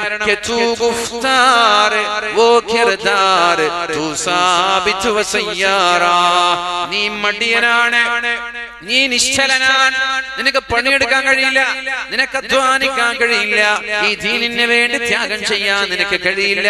എന്നാൽ അവരോ അവര് നിരന്തരമായി യാത്ര ചെയ്തവരാണ്, നിരന്തരമായി സഞ്ചരിച്ചവരാണ്, ഒരു സ്ഥലത്ത് തന്നെ പിടിച്ചു നിൽക്കുന്നവരാണ് നീ. ഓ സയ്യാറ, അവർ ലോകം മുഴുവനും സഞ്ചരിച്ചവരാണ്. എന്ത് ബന്ധമാണ് പ്രിയപ്പെട്ട ചെറുപ്പക്കാരെ നമ്മൾക്ക് നമ്മുടെ ദീനുമായിട്ട് പറയാനുള്ളത്? അല്ലാഹുവിന്റെ ഹബീബായ മുഹമ്മദുർ റസൂലുള്ളാഹി സ്വല്ലല്ലാഹു അലൈഹി വസല്ലമ തങ്ങൾ പറയുകയാണ്, ഇഖ്തറബത്തിസ് സാഅതു വൻശഖൽ ഖമർ. ചന്ദ്രൻ രണ്ട് കഷ്ണമായി പിളർന്നത് തന്നെ ലോകാവസാനം അടുത്തു എന്നതിന്റെ ഏറ്റവും വലിയ ഉദാഹരണമാണെന്ന് പരിശുദ്ധ ഖുർആനിലാണ് അല്ലാഹു പറയുന്നത്. എന്തിനേറെ പറയണം, റസൂലുള്ളാഹി സ്വല്ലല്ലാഹു അലൈഹി വസല്ലമ തങ്ങൾ തന്നെ പറഞ്ഞത് എന്താണ്? സ്വഹീഹുൽ ബുഖാരി റിപ്പോർട്ട് ചെയ്യുന്നത്, റഅയ്തു റസൂലല്ലാഹ്, ഞാൻ അല്ലാഹുവിന്റെ ഹബീബിനെ കാണാനിടയായി. ഖാല, നബി തങ്ങൾ പറഞ്ഞു, ബി ഉസ്ബുഐഹി ഹകദാ, മധ്യത്തിലുള്ള വിരലും ചൂണ്ടുവിരലും പരസ്പരം ചേർത്ത് വെച്ചുകൊണ്ട് അല്ലാഹുവിന്റെ ഹബീബ് പറഞ്ഞു, മധ്യവിരൽ ഇതാണ്, ചൂണ്ടുവിരൽ ഇതാണ്, ഇത് രണ്ടും ചേർത്ത് പിടിച്ചുകൊണ്ട് അല്ലാഹുവിന്റെ ഹബീബ് പറഞ്ഞു, ബുഇസ്തു അന വസ്സാഅതു കഹാതൈൻ, ഞാനും ലോകാവസാനവും ഇത്രത്തോളം അടുത്തിരിക്കുന്നു എന്ന് മുഹമ്മദുർ റസൂലുള്ളാഹ്. ഞാനും ലോകാവസാനവും ഇത്രത്തോളം അടുത്തിരിക്കുന്നു എന്ന് മുഹമ്മദുർ റസൂലുള്ളാഹ്. പ്രിയപ്പെട്ടവരെ, നമ്മൾക്ക് ഇതിനെ കുറിച്ച് ചിന്തിക്കാനുള്ള സമയമുണ്ടോ? ദീനിനെ കുറിച്ച് ചിന്തിക്കാനുള്ള സമയം നമ്മൾക്കുണ്ടോ? കളികളുണ്ടായാൽ ഓടിപ്പോകുന്ന എന്റെ പ്രിയപ്പെട്ട ചെറുപ്പക്കാരാ, ഇതുപോലെ വാളിന്റെ സദസ്സുകളെ കാണുമ്പോ ഒന്നിരിക്കണമെന്ന് നിങ്ങൾക്ക് തോന്നാറുണ്ടോ? കളികൾ ഉണ്ടാകുമ്പോ ആവേശത്തോടെ കാസർഗോഡ് നിന്നും കാഞ്ഞങ്ങാട് നിന്നും ഓടി വരുന്ന പ്രിയപ്പെട്ട ചെറുപ്പക്കാർ, രാത്രിയായാൽ കളികൾക്ക് വേണ്ടി ഉറക്കൊഴിക്കുന്ന നമ്മുടെ കണ്ണുകളുണ്ടല്ലോ, ആ കണ്ണിനെ കുറിച്ചാണ് അല്ലാഹുവിന്റെ ഹബീബായ നബി തങ്ങൾ പറഞ്ഞത്, വഅൈനുൻ സഹറത്, രാത്രിയായാൽ അല്ലാഹുവിന്റെ വേണ്ടി ഉറക്കൊഴിക്കുന്ന കണ്ണ് നിനക്കുണ്ടായാൽ നാളെ നരകം അല്ലാഹു ഹറാമാക്കുമെന്ന് പരിശുദ്ധ റസൂലുള്ളാഹ്. എത്ര മനോഹരമാണ്! നമ്മൾ ഉറക്കൊഴിക്കുന്നുണ്ട്, പക്ഷേ അല്ലാഹുവിന് വേണ്ടിയിട്ടല്ല. 7 ടൂർണമെന്റുകൾക്ക് വേണ്ടി, 5 ടൂർണമെന്റുകൾക്ക് വേണ്ടി, വേൾഡ് കപ്പിന് വേണ്ടി നമ്മൾ ഉറക്കൊഴിക്കുന്നുണ്ട് പ്രിയപ്പെട്ടവരെ. എന്തിന്? വഅൈനുൻ സഹറത്ത്, രാത്രിയായാൽ അല്ലാഹുവിന് വേണ്ടി ഉറക്കൊഴിക്കുന്ന കണ്ണ് നമ്മൾക്കുണ്ടായാൽ അല്ലാഹു നരകം ഹറാമാക്കുമെന്നാണ്. അതുകൊണ്ട് നിങ്ങൾ കളി കാണരുത് എന്നല്ല പറയുന്നത്, കളി സംഘടിപ്പിക്കണ്ട എന്നുമല്ല പറയുന്നത്, കളിക്കണ്ട എന്നുമല്ല പറയുന്നത്. നിങ്ങൾ കളികൾക്ക് വേണ്ടി ഉറക്കൊഴിച്ചതുപോലെ ഒരു രാത്രിയെങ്കിലും അല്ലാഹുവിന് വേണ്ടി ഉറക്കൊഴിച്ചിട്ടുണ്ടോ? കളികൾക്ക് വേണ്ടി ഉറക്കൊഴിച്ചതുപോലെ ഒരു രാത്രിയെങ്കിലും അല്ലാഹുവിന് വേണ്ടി ഉറക്കൊഴിച്ചാൽ നാളെ മഹ്ശറാ ലോകത്ത് അല്ലാഹുവിനോട് നമ്മൾക്ക് പറയാം, അല്ലാഹുവേ, എന്റെ 21,500 ദിവസത്തിനിടയിൽ ഒരു ദിവസം ഞാൻ നിനക്ക് വേണ്ടി ഉറക്കൊഴിച്ചിട്ടില്ലയോ?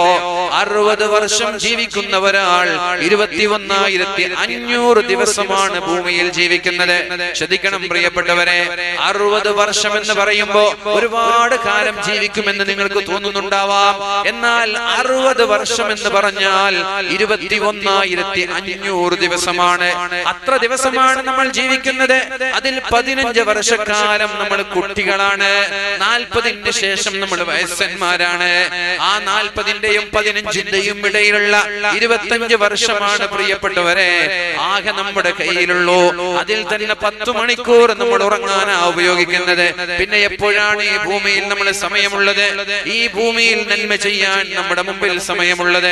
അതുകൊണ്ട് ഞാനടക്കമുള്ള എന്റെ പ്രിയപ്പെട്ട സുഹൃത്തുക്കളോട് ഞാൻ പറയുന്നത്, ഒരു രാത്രിയെങ്കിലും അല്ലാഹുവിന് വേണ്ടി ഉറക്കൊഴിക്കാൻ നമ്മൾക്ക് കഴിയണം. റമദാനല്ലേ വരാൻ പോകുന്നത്. എത്രയോ വേൾഡ് കപ്പിന് വേണ്ടി ഉറക്കൊഴിച്ചതല്ലേ, ലാ ലീഗയ്ക്ക് വേണ്ടി, ഫ്രഞ്ച് ലീഗിന് വേണ്ടി, ഇറ്റാലിയൻ ലീഗിന് വേണ്ടി, നമ്മൾ ഇഷ്ടപ്പെട്ട കളിക്കാരുടെ ക്ലബ്ബുകൾക്ക് വേണ്ടി, കളി കാണാൻ വേണ്ടി ഉറക്കൊഴിച്ച നമ്മള് പരിശുദ്ധമായ റമദാനായാൽ അല്ലാഹുവിന് വേണ്ടി ഉറക്കൊഴിച്ചാൽ നാളെ അല്ലാഹു നരകത്തിൽ നിന്ന് നമ്മെ ഹറാമാക്കുമെന്ന് പരിശുദ്ധ റസൂലുള്ളാഹി സ്വല്ലല്ലാഹു അലൈഹി വസല്ലം. പ്രിയപ്പെട്ടവരെ, നമ്മൾക്ക് എന്തേതിന് കഴിയാതെ പോകുന്നത്? വഅദ് കഴിഞ്ഞിട്ട് നമ്മൾ 2 മണിക്കും 3 മണിക്കൊക്കെയാണ് പലപ്പോഴും നാട്ടിലേക്കും വീട്ടിലേക്കും എത്താറുള്ളത്. ആ സമയത്തൊക്കെ 12ഉം 13ഉം 14ഉം വയസ്സുള്ള നമ്മുടെ മക്കള് ഈ റോഡിന്റെ സൈഡുകളിലിരുന്ന്, ബൈക്കിലിരുന്ന്, കാറിലിരുന്നിട്ട്, പേടിക തിണ്ണയിലിരുന്നിട്ട് കളിക്കുന്നതും സംസാരിക്കുന്നതും സിഗരറ്റ് വലിക്കുന്നതും നമ്മൾ കാണുമ്പോ പലപ്പോഴും ഞാൻ ചിന്തിച്ചു പോയിട്ടുണ്ട്, റബ്ബേ, എന്തേ ഇവർക്കൊന്നും ഉപ്പമാരില്ലേ? 14 വയസ്സുള്ള നമ്മുടെ മക്കളെ നിയന്ത്രിക്കാൻ നമ്മൾക്ക് കഴിയുന്നില്ലെങ്കിൽ പിന്നെ എന്തിനാണ് ഉപ്പമാരെ ഈ മീശ നമ്മൾ വെച്ച് നടക്കുന്നത്? പിന്നെ എന്തിനാണ് ഉപ്പ എന്ന് പറഞ്ഞ് നമ്മൾ നടക്കുന്നത്? വേറെ 20ഉം 25ഉം 30ഒക്കെ ആയാൽ ഒരുപക്ഷെ അവരെ നിയന്ത്രിക്കാൻ നമ്മൾക്ക് കഴിഞ്ഞു എന്ന് വരൂല. എന്നാൽ 14 വയസ്സുള്ള 13 വയസ്സുള്ള മീശ പോലും മുളക്കാത്ത പിഞ്ചു പൈതങ്ങൾ എന്ന് പറയാൻ പറ്റുന്ന മക്കൾ വരെ രാത്രി 2 മണിക്കും 3 മണിക്കും റോഡിന്റെ സൈഡിലൂടെ ഞാൻ കാണിച്ചു തരാം. എന്റെ കൂടെ വന്നാൽ മതി, വേണമെങ്കിൽ ഇന്ന് രാത്രി വന്നാൽ ഞാൻ കാണിച്ചു തരാം.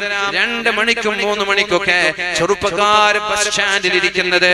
ഒരു കൂട്ടം ചെറുപ്പക്കാർ ബസ് സ്റ്റാൻഡില്, അതിനോട് ചേർന്ന് നിന്ന് കുട്ടികൾ തൊട്ടപ്പുറത്ത്, അല്ലെങ്കിൽ ഇവിടെയുള്ള ഏതെങ്കിലും ഒരു പീഡികത്തിണ്ണയുടെ പിന്നാലെ. എന്റെ പ്രിയപ്പെട്ട ഉമ്മമാരെ, എന്ത് വില കൊടുത്താലും ശരി, എന്ത് പ്രയാസം വന്നാലും ശരി, നമ്മുടെ മക്കളുടെ മുമ്പിൽ ചില റെസ്ട്രിക്ഷനുകൾ നമ്മൾക്ക് വെക്കാനുണ്ട്. 10:30 വീട്ടിലേക്ക് എത്തണം. 10:30 വീട്ടിലേക്ക് എത്തണം. അത് 30 വയസ്സുള്ള മകനാണെങ്കിലും ശരി, അത് 20 വയസ്സുള്ള കുട്ടിയാണെങ്കിലും ശരി, അത്തരം വിഷയങ്ങളിൽ സ്നേഹം കൊണ്ട് നമ്മൾ എക്സ്ക്യൂസ് നൽകാൻ പാടില്ല. അവിടെ നിന്നാണ് കഞ്ചാവ് തുടങ്ങുന്നത്, അവിടെ നിന്നാണ് ലഹരി തുടങ്ങുന്നത്, അവിടെ നിന്നാണ് ലഹരിയുടെ ഡീലർമാരുമായിട്ട് ഇടപാടുണ്ടാകുന്നത്. ഒരു പ്രാവശ്യം നുണഞ്ഞാൽ പിന്നെ ജീവിതാവസാനം വരെ ഒഴിവാക്കാൻ പറ്റാത്ത മാരകമായ, അപകടകരമായ, വളരെ ഡേഞ്ചറസ് ആയിട്ടുള്ള മയക്കുമരുന്നിന്റെ അഡിക്ഷൻ ഉണ്ട് നമ്മുടെ മക്കൾക്ക്. ഇത് പറഞ്ഞാൽ നിങ്ങൾക്ക് പൊള്ളുമെങ്കിൽ പൊള്ളിയാൽ എനിക്ക് കുഴപ്പമില്ല. 10ാം ക്ലാസ് വരെയുള്ള സ്കൂളുകളിൽ നിന്ന് വരെ, 8ാം ക്ലാസിന്റെ വിദ്യാർത്ഥിയിൽ നിന്ന് വരെ മയക്കുമരുന്നിന്റെ ഉൽപ്പന്നങ്ങൾ പിടിക്കപ്പെടുമ്പോ ആരോടായി പരാതി നമ്മൾ പറയുക? ആരോടായി പരിഭവം പറയുക? അല്ലാഹുവിനോടാണോ? പള്ളിയുടെ ഖതീബിനോടാണോ? അല്ല വഅദ് പറയുന്ന എന്നെ പോലെയുള്ളവർക്കാണോ കഴിയുക? അല്ലല്ലോ. നിങ്ങൾക്ക് നിങ്ങളുടെ മക്കളെ നോക്കിയാൽ പോരെ, വേറെ ആരെയും നിങ്ങൾക്ക് ശ്രദ്ധിക്കാനില്ലല്ലോ. നിങ്ങളുടെ വീട്ടിലുള്ള മക്കളെ മാത്രം എന്തേ നിങ്ങൾക്ക് നോക്കാൻ കഴിയാത്തത്? 5 മക്കളുണ്ട് എന്ന് വിചാരിക്കുക, അതിൽ 2-3 ആളുകൾ പെണ്ണാണ് എന്ന് വിചാരിക്കുക, പിന്നെയുള്ളത് 2 മക്കളാണ്. ആ 2 മക്കളെ 10:30 മണിയാകുമ്പോൾ നമ്മുടെ വീട്ടിലേക്ക് കൊണ്ടുവരാൻ കഴിയുന്നില്ല എങ്കിൽ കല്യാണം എന്ന് പറയുന്ന ആ ഒരു ചടങ്ങിലേക്ക് ഒരു ചെറുപ്പക്കാരനും പോവണ്ട. കല്യാണം എന്ന് പറയുന്ന ആ ഒരു മുഹൂർത്തത്തിലേക്ക് ഒരു പെണ്ണും തയ്യാറാവേണ്ട. കാരണം എന്തെന്നറിയോ? നമ്മൾ മാത്രം അമൽ ചെയ്ത് സ്വർഗത്തിലെത്തിയാൽ നമ്മൾ രക്ഷപ്പെടുമെന്നൊരാളും വിചാരിക്കണ്ട. നമ്മൾ മാത്രമായിട്ട് സ്വർഗത്തിലേക്ക് പോകുന്നില്ല. നമ്മുടെ മക്കളുടെ കൈ പിടിച്ച് സ്വർഗത്തിലേക്ക് കൊണ്ടുപോകാൻ കഴിഞ്ഞില്ലെങ്കിൽ ആ കയ്യ് നമ്മൾ സ്വർഗത്തിലേക്ക് കൊണ്ടുപോകുന്നതിന് പകരം ആ മക്കള് നമ്മുടെ കൈയും പിടിച്ച് നരകത്തിലേക്ക് കൊണ്ടുപോകുമെന്നാണ് ഖുർആൻ പറയുന്നത്, ഹദീസ് പറയുന്നത്.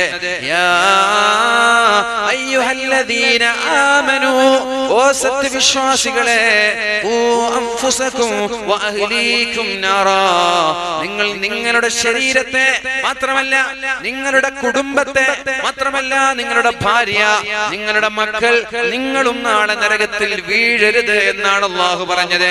നിങ്ങളുടെ ശരീരം മാത്രമല്ല, നിങ്ങളുടെ ഭാര്യ നരകത്തിൽ വീഴാൻ പാടില്ല, നിങ്ങളുടെ മക്കളും നരകത്തിൽ വീഴാൻ പാടില്ല. നമ്മുടെ അശ്രദ്ധ കാരണത്താൽ, നമ്മുടെ കെയർലെസ് കാരണത്താൽ ഏതെങ്കിലും മക്കള് നരകത്തിലായാൽ ആ മക്കളായിരിക്കും പ്രിയപ്പെട്ടവരെ നമ്മുടെ കൈപിടിക്കുന്നത്. എന്തിന്? സ്വർഗത്തിലേക്ക് കൊണ്ടുപോകാനല്ല, നരകത്തിലേക്ക് വലിച്ചു കൊണ്ടുപോകാൻ. അല്ലാഹു തആല നമ്മെ രക്ഷപ്പെടുത്തട്ടെ, നമ്മുടെ മക്കളെ അല്ലാഹു സ്വാലിഹീങ്ങളിൽ ഉൾപ്പെടുത്തട്ടെ. അപ്പൊ ഞാൻ നമ്മുടെ നാട്ടിലുള്ള അധാർമികമായ പ്രവർത്തനങ്ങളിൽ നിന്ന് മക്കളെ ചെറുക്കാനുള്ള വഴി എന്ന് പറയുന്നത് 10:30 മണിയാകുമ്പോഴേക്കും ഒരു കാരണവശാലും നമ്മുടെ മക്കളെ അലഞ്ഞു തിരിയാൻ നമ്മൾ അനുവദിക്കരുത്. 10:30 മണിയായാൽ അവന് 35 വയസ്സായാലും അവന് ഗൾഫിലാണെങ്കിലും നാട്ടിലാണെങ്കിലും അലഞ്ഞു തിരിയുന്ന ചെറുപ്പക്കാരെ നമ്മുടെ വീട്ടിലേക്ക് കൊണ്ടുവരേണ്ട ബാധ്യത മാതാപിതാക്കൾക്കാണ്. എന്നാൽ നമ്മൾക്ക് വിശ്വാസമുള്ള, അച്ചടക്കമുള്ള ഏതെങ്കിലും ഒരു മക്കൾ എന്തെങ്കിലും ഒരു ആവശ്യത്തിന് വേണ്ടി പുറത്തു പോകുമ്പോ അവരെ തടയണമെന്നല്ല ഞാൻ പറയുന്നത്. ഇതിന്റെ പേരിൽ എന്തെങ്കിലും ഒരു ആവശ്യത്തിന് വേണ്ടി നമ്മൾക്ക് വിശ്വസിക്കാൻ പറ്റുന്ന പക്വതയുള്ള മാന്യന്മാരായ ആളുകൾ എന്തെങ്കിലും ഒരു ആവശ്യത്തിന് വേണ്ടി പുറത്തു പോകുമ്പോ 10:30 എന്ന് പറഞ്ഞ് അവരെ റെസ്ട്രിക്ട് ചെയ്യണമെന്നല്ല ഞാൻ പറയുന്നത്. നമ്മുടെ ചെറിയ മക്കളെ പ്രത്യേകിച്ച് റെസ്ട്രിക്ട് ചെയ്യാൻ നമ്മൾക്ക് കഴിയണം, നിയന്ത്രിക്കാൻ നമ്മൾക്ക് കഴിയണം. ഇല്ലെങ്കിൽ നമ്മളാണ് അപകടത്തിലേക്ക് എത്തുന്നത്. രണ്ടാമതായി എന്റെ ശബ്ദം ശ്രവിക്കുന്ന രക്ഷിതാക്കളോട് പറയാനുള്ളത്, അധാർമികമായ പ്രവർത്തനങ്ങളിൽ നിന്ന്, തോന്നിവാസങ്ങളിൽ നിന്ന്, ഉത്തരവാദിത്ത ബോധമില്ലാത്ത ജീവിതത്തിൽ നിന്ന് നമ്മുടെ മക്കളെ പിടിച്ചു മാറ്റി നല്ല റെസ്പോൺസിബിലിറ്റി ഉള്ള, കമ്മിറ്റ്മെന്റ് ഉള്ള, ഉത്തരവാദിത്തമുള്ള മക്കളാക്കി മാറ്റാൻ അല്ലാഹുവിന്റെ ഹബീബായ നബി തങ്ങൾ പഠിപ്പിച്ചു തന്നത് 21 വയസ്സായാൽ അവരെ കൊണ്ട് കല്യാണം കഴിപ്പിച്ചു കൊടുക്കണമെന്നുള്ളതാണ്. എന്തേ നിങ്ങൾക്ക് അവരെ കല്യാണം കഴിപ്പിച്ചു കൊടുക്കാൻ കഴിയാത്തത്? 21 വയസ്സായ അവരെ നിക്കാഹ് ചെയ്തു കൊടുക്കുക. 18 വയസ്സായാൽ നമ്മുടെ പെൺമക്കളെയും നിക്കാഹ് ചെയ്തു കൊടുക്കുക. അപ്പോഴേക്കും നാട്ടിലുള്ള ഒരു 50-70% തിന്മകളിൽ നിന്ന് നമ്മുടെ ചെറുപ്പക്കാരെ മാറ്റി നിർത്താൻ നമ്മൾക്ക് കഴിയും. 21 വയസ്സാകുമ്പോൾ നിക്കാഹ് കഴിഞ്ഞൊരു ചെറുപ്പക്കാരനെ പിന്നെ പ്രേമത്തിന്റെ പിന്നാലെ പോകാൻ സമയമുണ്ടാവൂല. അവര് പ്രേമിക്കൂല എന്നല്ല ഞാൻ പറയുന്നത്, അവര് പിന്നെ വേറെ വായ നോട്ടം അവരിൽ ഉണ്ടാവൂല എന്നല്ല ഞാൻ പറയുന്നത്. 70% ഒരാൾ നന്നാക്കാൻ നിക്കാഹിലൂടെ സാധിക്കുമെന്ന് പഠിപ്പിച്ചത് പരിശുദ്ധ റസൂലുള്ളാഹ്. 70% ഒരാൾ നന്നായി അയാൾ ഉത്തരവാദിത്ത ബോധമില്ലാത്ത ജീവിതത്തിൽ നിന്ന് പള്ളിയോട് കൂറ് കാണിക്കാൻ തുടങ്ങും, സമൂഹത്തോട് കൂറ് കാണിക്കാൻ തുടങ്ങും. 10:30 മണിക്ക് ശേഷം ഉറങ്ങാതെ അരഞ്ഞു തിരിയുന്ന പ്രവർത്തനങ്ങളിൽ നിന്ന് അവര് വിട്ടുനിന്ന് ഭാര്യയുടെ ഫോൺ കോൾ കാത്തു വീട്ടിലേക്ക് ഓടിപ്പോകേണ്ട അവസ്ഥയുണ്ടാകും. അതുകൊണ്ട് പ്രിയപ്പെട്ടവരെ, അല്ലാഹുവിന്റെ ഹബീബായ നബി തങ്ങൾ പറഞ്ഞത് 18 വയസ്സായ പെണ്ണുള്ള ഒരു രക്ഷിതാവ്, ആ രക്ഷിതാവിനെ ദീനീ ബോധമുള്ള നല്ല സ്വഭാവമുള്ള ഒരു ചെറുപ്പക്കാരന്റെ പ്രപ്പോസൽ വന്നു കഴിഞ്ഞാൽ ഒരു കാരണവശാലും വിവാഹം നിങ്ങൾ വൈകിക്കാൻ പാടില്ല. എങ്ങാനും നമ്മുടെ വിവാഹം വൈകിപ്പോയാൽ ഫതകുൻ ഫിത്നതുൻ വഫസാദുൻ അരീദ്, വ്യാപകമായ അപകടങ്ങൾ ഉണ്ടാകും, വ്യാപകമായ അധാർമികതകൾ ഉണ്ടാകും. ഞാനല്ല പറയുന്നത്, അല്ലാഹുവിന്റെ ഹബീബായ നബി തങ്ങളാ പറയുന്നത്.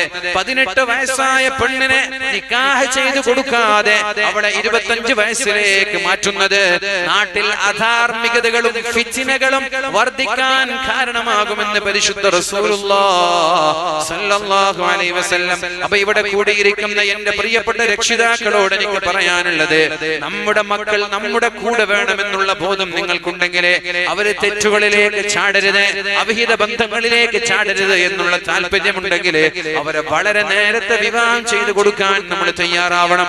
അല്ലാഹു റബ്ബ് സുബ്ഹാനഹു വ തആല തൗഫീഖ് നൽകട്ടെ. രണ്ട് കാര്യങ്ങളാ ശ്രദ്ധിക്കേണ്ടത്. ഒന്ന്, വളരെ നേരത്തെ നിക്കാഹ് ചെയ്തു കൊടുക്കണം. രണ്ട്, രാത്രിയായാൽ ഒരു 10:30 ശേഷം പുറത്തിറങ്ങി അലഞ്ഞു തിരിയാൻ നമ്മുടെ മക്കളെ നമ്മൾ അനുവദിക്കാൻ പാടില്ല. അത് ടൂർണമെന്റുകളുടെ പേരായാലും വേൾഡ് കപ്പിന്റെ പേരായാലും, വേൾഡ് കപ്പ് കാണാൻ ഏതെങ്കിലും സ്ക്രീനിന്റെ മുന്നിലേക്കാണ് പോകുന്നതെങ്കിൽ വീട്ടിലേക്ക് ഒരു TV വാങ്ങിച്ച് നിങ്ങളുടെ TVയിൽ കാണിച്ചു കൊടുത്തോളൂ. അതാണ് അങ്ങോട്ട് പോയി സ്ക്രീനിൽ പോയി കാണുന്നതിനേക്കാളും നല്ലത്. പ്രിയപ്പെട്ടവരെ. കാരണം 10:30 മണി രാത്രിയുടെ യാമങ്ങൾ അപകടം നിറഞ്ഞതാണ്. എന്തേ നമ്മൾ തിരിച്ചറിയാതെ പോകുന്നത്? രാത്രിയുടെ യാമങ്ങൾ എന്ന് പറയുന്നത് അപകടം നിറഞ്ഞതാണ്. ഉമ്മമാരെ, നിങ്ങൾക്ക് നിങ്ങളുടെ മക്കളെ നിയന്ത്രിക്കാൻ കഴിയാത്ത സാഹചര്യമാണെങ്കിൽ നിങ്ങളുടെ ഭർത്താക്കന്മാരെ നാട്ടിലേക്ക് വിളിച്ചോളൂ. അധാർമിക ബോധത്തോടെ ജീവിക്കുന്ന, ഉത്തരവാദിത്വ ബോധമില്ലാതെ ജീവിക്കുന്ന, സമൂഹത്തോട് സമർപ്പണമില്ലാതെ ജീവിക്കുന്ന ചമ്മാടികളായി നമ്മുടെ മക്കൾ വളരുന്നതിനേക്കാളും നല്ലത് നാട്ടിൽ വന്ന് എന്തെങ്കിലും ഒരു കൂലിപ്പണി എടുത്തിട്ട് പട്ടിണി കിടന്ന് ജീവിക്കലാണ്. ഒരുപാട് സമ്പാദ്യങ്ങളുണ്ട്, മക്കളുടെ സ്വഭാവം നല്ലതല്ല. ഒരുപാട് കൊട്ടാരങ്ങളുണ്ട്, മക്കൾക്ക് ധാർമ്മികതയില്ല, മക്കള് മാന്യന്മാരല്ല. അങ്ങനൊരു സാഹചര്യം ഉണ്ടായാൽ നിന്റെ സമ്പാദ്യം കൊണ്ടെന്ത് ഉപകാരമാണ് നിനക്കുള്ളത്? നിന്റെ കൊട്ടാരം കൊണ്ടെന്ത് ഉപകാരമാണ് നിനക്കുള്ളത്?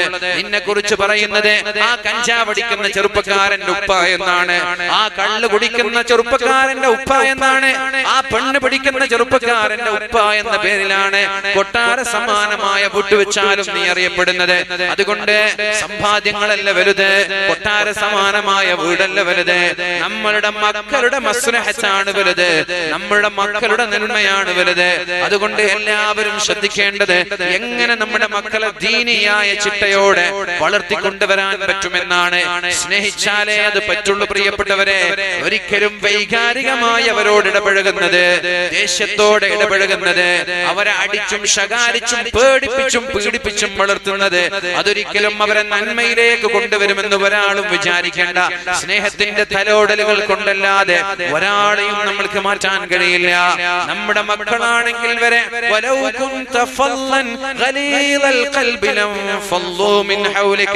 നമ്മുടെ മക്കളോട് നമ്മൾ പെരുമാറുന്നത് പരുക്കൻ സ്വഭാവത്തോടെയാണെങ്കിൽ, ദേഷ്യത്തോടെയാണെങ്കിൽ, കർക്കശമായിട്ടാണെങ്കിൽ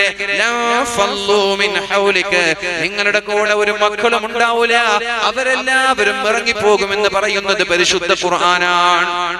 ഖുർആനാ പറഞ്ഞത് മാതാപിതാക്കൾ മക്കളോട് പെരുമാറുന്നത് റഫായിട്ടാണ്.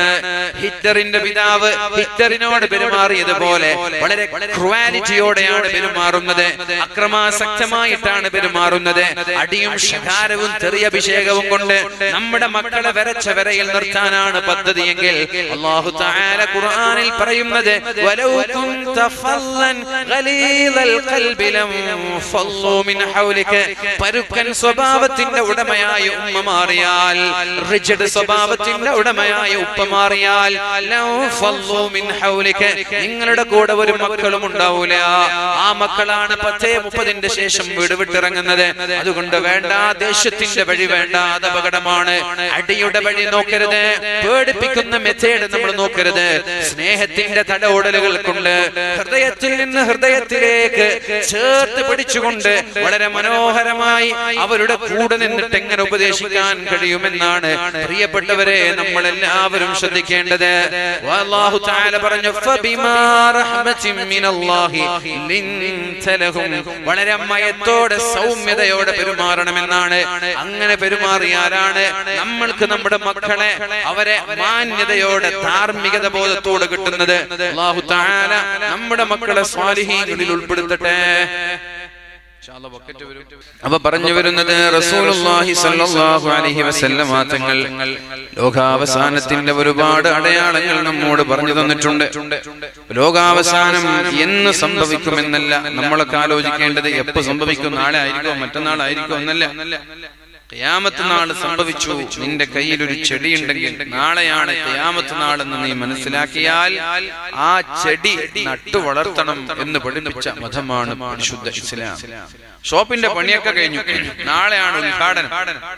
അങ്ങമാരൊക്കെ വിളിച്ചിട്ടുണ്ട്. അപ്പോഴാണ് ടിവിയിലുള്ള ചാനലുകളിൽ പടിഞ്ഞാറ് നിന്ന് സൂര്യൻ ഉദിച്ച വാർത്ത എക്സ്ക്ലൂസീവ് ന്യൂസ് ആയിട്ട് നമ്മുടെ മുമ്പിലേക്ക് വരുന്നത്, ബ്രേക്കിംഗ് ന്യൂസ് ആയിട്ട് നമ്മുടെ മുമ്പിലേക്ക് വരുന്നത്. പടിഞ്ഞാറ് നിന്ന് സൂര്യൻ ഉദിച്ചു. പടിഞ്ഞാറ് നിന്ന് സൂര്യൻ ഉദിച്ചാൽ ലോകം അതിന്റെ ഒഴുക്ക് നേരെ വിപരീതമായി എന്നാണ് അർത്ഥം. ലോകത്തിന്റെ ഒഴുക്ക് ഗതി മാറി സഞ്ചരിക്കുകയാണ്. ഗതി മാറി സഞ്ചരിക്കലാണ് ലോകം അസ്തമിക്കുന്നതിന്റെ അടയാളം. അപ്പൊ പടിഞ്ഞാറ് നിന്ന് സൂര്യൻ ഉദിച്ചാൽ അത് അവസാനത്തെ അടയാളമാണ്. അപ്പൊ നീ എന്തിന് ഷോപ്പ്, ഇനി ആർക്ക് ഷോപ്പ് എന്ന് പറഞ്ഞിട്ട് ഷോപ്പും പൂട്ടിയിട്ട് പള്ളിയിൽ പോയിട്ട് കിതാബും എടുത്തിട്ട് നിസ്കരിച്ച് ഖുർആൻ ജീവിക്കണമെന്നല്ല, ആ ഷോപ്പിന് ഉദ്ഘാടനം ചെയ്യണം എന്നാണ് ഇസ്ലാം. നിരാശ നമുക്കൊരിക്കലും ഉണ്ടാവാൻ പാടില്ല. നമ്മളൊരിക്കലും നിരാശരായി മാറാൻ പാടില്ല. എപ്പോഴാണ് ഒരാൾ നിരാശനായി പാടുന്നത്? ലഹോന ഉമീദ് നൗമീദി സവാലെ ഇൽമു ഇർഫാൻ ഹേ ഉമീദേ മർദ് മുഅ്മിൻ ഹേ ഖുദാ കേ റാസ്ദാനോ മേ. എപ്പോഴാണ് നമ്മുടെ പ്രതീക്ഷകൾ നഷ്ടപ്പെടുന്നത്? വിദ്യ ഇല്ലാതിരിക്കുമ്പോഴാണ് നമ്മുടെ പ്രതീക്ഷകൾ നഷ്ടപ്പെടുന്നത്. ഇൽമില്ലാതിരിക്കുമ്പോഴാണ് ആരാ പാടുന്നത്? മഹാനായ അല്ലാമ ഇഖ്ബാല പാടുന്നത് നഹോന ഉമീദ് നൗമീദി സവാലെ ഇൽമു ഇർഫാൻ ഹേ ഉമീദേ മർദ് മുഅ്മിൻ ഹേ ഖുദാ കേ റാസ്ദാനോ മേ. മനോഹരമായ കവിത. നിങ്ങളൊരിക്കലും നിരാശനാവാൻ പാടില്ല. ഒരു വിശ്വാസി നിരാശനാവാൻ പാടില്ല. പ്രതീക്ഷ നഷ്ടപ്പെടാൻ പാടില്ല. കോൺഫിഡൻസ് നഷ്ടപ്പെടാൻ പാടില്ല. എപ്പോഴാണ് ഒരാളുടെ പ്രതീക്ഷ നഷ്ടപ്പെടുന്നത്? നമ്മുടെ ഇൽമ് നഷ്ടപ്പെടുമ്പോഴാണ്. വിദ്യ ഇല്ലാതിരിക്കുമ്പോഴാണ് കോൺഫിഡൻസ് നഷ്ടപ്പെടുന്നത്.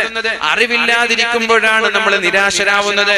അതുകൊണ്ട് നേടേണ്ടത് സമ്പത്തല്ല, നേടേണ്ടത് അറിവാണ്. അറിവില്ലാതിരിക്കുമ്പോൾ നമ്മുടെ പ്രതീക്ഷ നഷ്ടപ്പെടും. ഉമീദേ മർദ് മുഅ്മിൻ ഹേ, ഒരു വിശ്വാസിയുടെ പ്രതീക്ഷ എന്ന് പറയുന്നത് ഖുദാ കേ റാസ്ദാനോ മേ, അല്ലാഹുവിന്റെ സമ്പാദ്യങ്ങളിലാണ്, അല്ലാഹുവിന്റെ ദാനങ്ങളിലാണ് നമ്മൾ കോൺഫിഡൻസുകാരനാവേണ്ടത്. അല്ലാഹു തരുമെന്നുള്ള വിശ്വാസമാണ് നമ്മൾക്കുണ്ടാവേണ്ടത്. അല്ലാഹു എന്നെ കൈവിടൂല എന്ന വിശ്വാസമാണ് ഉണ്ടാവേണ്ടത്. സൗറന്ന ഗുഹയിൽ അല്ലാഹുവിന്റെ ഹബീബായ നബിതങ്ങളും മഹാനായ സിദ്ദീഖുൽ അക്ബർ റളിയല്ലാഹു അൻഹുവും രണ്ടുപേരും അഭയം പ്രാപിച്ച് ഒളിച്ചു നിൽക്കുമ്പോഴാണ് അവിടേക്ക് ഒരു കൂട്ടം മക്കാ മുശ്രിക്കീങ്ങൾ വാളുമായി കടന്നു വരുന്നത്. അപ്പോൾ എന്താണ് സിദ്ദീഖ് തങ്ങൾ പറയുന്നത്? യാ റസൂലല്ലാഹ്, അവരെങ്ങാനും താഴോട്ട് നോക്കിയാൽ ഞങ്ങളുടെ കഥ കഴിഞ്ഞത് തന്നെ. അപ്പോഴാണ് നബി തങ്ങൾ പറയുന്നത്, സിദ്ദീഖേ അങ്ങനെ പറയരുതേ, സിദ്ദീഖേ അങ്ങനെ പറയരുതേ. എന്താ നിങ്ങൾ വിചാരിച്ചത് ഞാനും നിങ്ങളും മാത്രമാണ് എന്നാണോ? അല്ല, അല്ലാഹു ഖാലിഖുഹുമാ, ഇവിടെ മൂന്നാമനായി അല്ലാഹു ഉണ്ട് സിദ്ദീഖേ. അതുകൊണ്ട് നിരാശ വേണ്ട, അതുകൊണ്ട് പേടി വേണ്ട. അതാണല്ല മൈക്കുമാല പാടുന്നത്. ഉമീദേ മർദ് മുഅ്മിൻ ഹേ ഖുദാ കേ റാസ്ദാനോ മേ. ഒരു വിശ്വാസി, ഒരു മുഅ്മിനിന്റെ പ്രതീക്ഷ എന്ന് പറയുന്നത് അല്ലാഹുവിലാണ്. അല്ലാഹുവിലുള്ള പ്രതീക്ഷയുള്ള കാലത്തോളം നമ്മൾ ഒരിക്കലും നിരാശരാവേണ്ടി വരൂല. അല്ലാഹുവേ, പ്രിയപ്പെട്ട ചെറുപ്പക്കാരെ, നമ്മൾ പ്രതീക്ഷ നഷ്ടപ്പെടുന്നവരാവരുത്. ഇൽമിന്റെ വഴിയിലേക്ക് നമ്മൾ എല്ലാവരും തിരിച്ചു വരണം. പഠിക്കണം, നമ്മൾക്ക് പഠിച്ചു വളരണം. നമ്മൾക്ക് നമ്മുടെ ഏറ്റവും ഹൃദയത്തിന്റെ അകത്തളങ്ങളിലുള്ള ചിന്ത അത് ഉന്നതങ്ങളിലൂടെ പറന്നു കളിക്കുന്ന രാജപക്ഷിയുടെ ചിന്തയാവണമെന്നാണ്.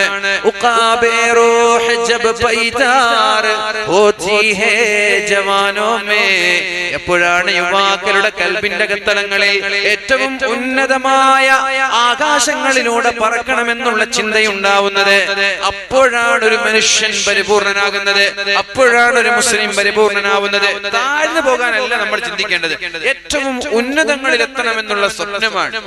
ഒരു മുതലാളിയാകണം എന്നുള്ളതൊക്കെ ചെറിയ സ്വപ്നമാണ്. മോദി അധികാരത്തിലേക്ക് വരുമ്പോൾ 300-ന്റെയും മുകളിലായിരുന്നു ആര്? അദാനി. മോദി ഇന്ത്യയുടെ പ്രധാനമന്ത്രിയാകുന്ന സമയത്ത് കോടീശ്വരന്മാരുടെ ലിസ്റ്റിൽ 300-ന്റെയും മുകളിലായിരുന്നു ആര്? അദാനി. മോദി ഒരു 10 വർഷമാകുമ്പോഴേക്കും ലോകത്തെ മുതലാളിമാരിൽ മൂന്നാമനായിട്ട് മാറി. ആര്? അദാനി. ഇന്ന് അദാനി എന്തായി? 21-ലേക്ക് തിരിച്ചെത്തി. 3-ൽ നിന്ന് 21-ലേക്ക് ചാടി. മാളിക മുകളേറിയ മന്നന്റെ തോളിൽ മാറാപ്പ് കേറ്റുന്നതും ഭവാൻ. നമ്മൾ എത്ര പണക്കാരനായാലും, എത്ര വലിയ കോടീശ്വരനായാലും, എത്ര വലിയ മുതലാളിമാരായാലും ഇന്ന് നമ്മൾ സമ്പന്നനാണ്, ഇന്ന് നമ്മൾ മാളികയുടെ മുകളിലാണ്. നാളെ മാറാപ്പ് കയറ്റി വല്ലതും തരണേ എന്ന് പറഞ്ഞ് യാചിച്ച് നടക്കേണ്ട അവസ്ഥ നൽകുന്നതും അല്ലാഹുവാണ്, സമ്പത്തല്ല. ഈ സമ്പാദ്യമൊക്കെ നഷ്ടപ്പെടും. നഷ്ടപ്പെടാത്ത സമ്പാദ്യമാണ് വിദ്യ എന്ന് പറയുന്നത്, ഇൽമ് എന്ന് പറയുന്നത്, എഡ്യൂക്കേഷൻ എന്ന് പറയുന്നത്. അതുകൊണ്ട് സമ്പത്ത് എഡ്യൂക്കേഷന് ചെലവഴിക്കും. നമ്മുടെ നാട്ടിലൊക്കെ ഒരു സ്വഭാവമുണ്ട്, നമ്മുടെ രക്ഷിതാക്കൾക്ക് ഏറ്റവും ഫീസ് കുറഞ്ഞ സ്കൂളിലാണ് മക്കളെ ചേർക്കുക. പൈസക്ക് ഇഷ്ടം പോലെ ഉണ്ടാവും. ഞാൻ പറഞ്ഞു, നമ്മൾ 2 സ്കൂൾ നടത്തുന്നുണ്ട്. ഒന്ന് ചിത്താരിയിലെ അസീസിയ സ്കൂൾ, 2 കാസർഗോഡ് മാന്നിയിൽ ഗ്ലോബൽ പബ്ലിക് സ്കൂൾ. അവിടെ ഏകദേശം 850ഓളം വിദ്യാർത്ഥികൾ പഠിക്കുന്നുണ്ട് CBSE സിലബസിൽ. ഇന്ന് ഖാദർ മങ്ങാട് നിങ്ങൾക്കറിയാം, ഞാൻ പരിചയപ്പെടുത്തേണ്ട ആവശ്യമില്ല. കണ്ണൂർ യൂണിവേഴ്സിറ്റിയുടെ VC ആയ ഖാദർ മങ്ങാട് പറഞ്ഞു, ഞാൻ വർഷങ്ങളായിട്ട് വീക്ഷിച്ചു കൊണ്ടിരിക്കുന്ന ഒരു സ്കൂളാണ് കാസർഗോഡ് ജില്ലയിൽ 10 സ്കൂളായിട്ട് എനിക്കിതിനെ എണ്ണാൻ പറ്റും എന്ന് ഇന്ന് അദ്ദേഹത്തിന്റെ പ്രസംഗത്തിൽ പറഞ്ഞു. അപ്പൊ ഞാൻ പറയുന്നത്, അവിടേക്കൊക്കെ ചിലപ്പോ ചില പാരന്റ്സ് വന്നിട്ട് 500 രൂപയ്ക്കൊക്കെ ബാർഗെയിൻ ചെയ്യും. അവര് വരുന്ന വണ്ടി ഏതെന്നറിയോ? പ്രീമിയം വണ്ടിയാണ്. ഓഡി, BMW, ബെൻസ് പോലെയുള്ള പ്രീമിയം വണ്ടിയിൽ വന്നിട്ട് നമ്മുടെ മക്കളുടെ പഠനത്തിന്റെ 500 രൂപയ്ക്ക് വേണ്ടിയിട്ട്, നമ്മുടെ ഭാഷയിൽ പറഞ്ഞാൽ പേസ എന്ന് പറയും. നിങ്ങളുടെ ഭാഷയിൽ എന്താ പറയാ? അങ്ങനെ വേറെന്തോ പേയാന്ന് പറയും. 500 രൂപയ്ക്ക് വേണ്ടി പേയാണ്. ഇവരൊക്കെ ഇവരുടെ വണ്ടി ഒന്ന് ഷോറൂമിൽ കേട്ടി തിരിച്ചെത്തണമെങ്കിൽ 60,000 ഓരോ സർവീസിന്റെയും വില. ഒരു ബെൻസ് 10,000-20,000 കിലോമീറ്ററായി സർവീസ് സെന്ററിൽ കയറി തിരിച്ചു വരുമ്പോൾ ബില്ല് വരുന്നത് 50-60ഒക്കെയാണ്. ഒരു ബ്രേക്ക് പാഡ് പോയാൽ അതിന് 25 മിനിമം കൊടുക്കണം. അതിനേക്കാൾ കൂടുതൽ കൊടുക്കേണ്ടതുള്ള വണ്ടിയുണ്ട്, 25 മിനിമം കൊടുക്കണം. ഒരു ടയർ മാറാൻ എത്രയാണ്? 60,000 ടയർ 4 മാറി കിട്ടാനൊക്കെ ഉള്ള വാല്യൂ. ഇവരാണ് ഒരു 500 രൂപയ്ക്ക് വേണ്ടിയിട്ട് സ്കൂളിലെ ഓഫീസിലുള്ള സ്റ്റാഫിനോട് വന്നിട്ട് ബാർഗെയിൻ ചെയ്യുന്നത്. പിന്നെ എന്തിനാണ് നിങ്ങൾ ഈ പൈസ? ആർക്കായി പൈസ? ഖബറിലേക്ക് ആരെങ്കിലും പൈസ കൊണ്ടുപോയിട്ടുണ്ടോ? നിങ്ങളുടെയൊക്കെ നാട്ടിൽ അറിയപ്പെട്ട കോടീശ്വരന്മാര് മരിക്കുമ്പോ AC സംവിധാനമുള്ള ഖബറിൽ കിടന്ന ആരെങ്കിലും നിങ്ങളെ ഉപ്പപ്പമാരിലുണ്ടോ? AC കിടക്കുന്നുണ്ടെന്ന് ഒരേ ഒരാള്, അത് ആരെന്നറിയോ? ഫിറഔനാണ്. കൈറോയിലെ മ്യൂസിയത്തിൽ റംസീസ് II എന്ന് പറയുന്ന ലോകത്തിന്റെ അടയാളമായി അല്ലാഹു ബാക്കി വെച്ച ഫിറഔൻ ഇന്ന് AC-ലാണ്. ഞാൻ അയാളെ കുറിച്ച് എപ്പോഴും ചിന്തിക്കാറുണ്ട്. അയാൾക്ക് ജീവിക്കുമ്പോഴും AC, മരിച്ചതിന് ശേഷം AC. അല്ലെ? ഫിറഔന്റെ അവസ്ഥ ചിന്തിച്ചോക്കെ നിങ്ങൾ. ജീവിച്ചത് തന്നെ സുഖലോലുപതയിലാണ്. മരിച്ചിട്ട് കുറെ കാലം വെള്ളത്തിൽ കിടന്നു, പിന്നെ പിടിച്ചിട്ട് അയാളെ AC സംവിധാനം. ഇന്നും അയാളെ കാണാൻ ആളുകൾ ക്യൂ നിൽക്കണം, അന്നും അയാളെ കാണാൻ ആളുകൾ ക്യൂ നിൽക്കണം. ഓരോ മനുഷ്യന്മാരുടെ ജീവിതത്തിന്റെ അവസ്ഥ. എനിക്ക് അത് ബോഡി മാത്രമാണ് കേട്ടോ, അതൊന്നും റൂഹ് അവിടെ ഇല്ല, ആത്മാവ് അവിടെ ഇല്ല. അതൊരു ഡെഡ് ബോഡി മാത്രമാണ്. ആ ബോഡിയെ കുത്തിയാലും മുട്ടിയാലൊന്നും വേദന ഉണ്ടാവില്ല, കാരണം ആത്മാവ് അവിടെ ഇല്ല, ആത്മാവ് ഖബറിലാണ്. അത് ബർസഖിയായ ലോകമാണ്. അതുകൊണ്ട് അവരൊക്കെ സുഖം അനുഭവിക്കുന്നുണ്ടാവുന്ന ആരും വിചാരിക്കണ്ട. ഞാനൊരു തമാശ പറഞ്ഞെന്നുള്ളൂ. ആ ഡെഡ് ബോഡി എങ്കിലും AC-യിൽ കിടക്കാനുള്ള ഒരു ഭാഗ്യം ഫിറൗന് കിട്ടിയല്ലോ. നമ്മളെ ബോഡിന്റെ അവസ്ഥ എന്താ? ഇന്നും ചെതലും പുഴൊക്കെ അരിച്ച് അവസാനം 16 വർഷം കഴിഞ്ഞിട്ട് ആ ഖബർ തോണ്ടുമ്പോൾ ഒരു നട്ടല് പോലും ബാക്കി ഉണ്ടാവില്ല. എന്നിട്ടാ നമ്മൾ പൈസ ഇങ്ങനെ എടുത്തു വെക്കും. പൈസ എഡ്യൂക്കേഷന് വേണ്ടി ചെലവഴിക്കണം, വിദ്യാഭ്യാസത്തിന് വേണ്ടി ചെലവഴിക്കണം. ഏറ്റവും നല്ല അക്കാഡമിക്കൽ കാര്യത്തിൽ ശ്രദ്ധയൂന്നുന്ന സ്ഥാപനങ്ങൾക്ക് വേണ്ടി അവിടെ തേടി പിടിച്ച് അവിടെ കൊണ്ടുപോയിട്ട് ഫീസിന് കൂടിയാലും ലക്ഷങ്ങളായാലും അവിടെ കൊണ്ടുപോയിട്ട് മക്കൾ പഠിപ്പിക്കണം. മക്കൾ ക്വാളിറ്റി ഉള്ളവരാവണം, വാല്യൂ ഉള്ള ക്വാളിറ്റി ഉള്ള മക്കളായിട്ട് നമ്മുടെ മക്കൾ മാറണം. അല്ലാഹു തൗഫീഖ് ചെയ്യട്ടെ. അപ്പൊ പ്രിയപ്പെട്ടവരെ, നമ്മൾ പറഞ്ഞു വരുന്നത് ലോകാവസാനത്തിന്റെ ചില അടയാളങ്ങളെ കുറിച്ചാണ്. അതാണ് മക്കൾ എന്ന വിഷയം എന്ന് ഞാൻ തെരഞ്ഞെടുത്തു. അതിൽ രണ്ടാമതായി അല്ലാഹുവിന്റെ ഹബീബായ റസൂലുള്ളാഹി സ്വല്ലല്ലാഹു അലൈഹി വസല്ലമ തങ്ങൾ പറയുന്നത്, പ്രിയപ്പെട്ടവരെ,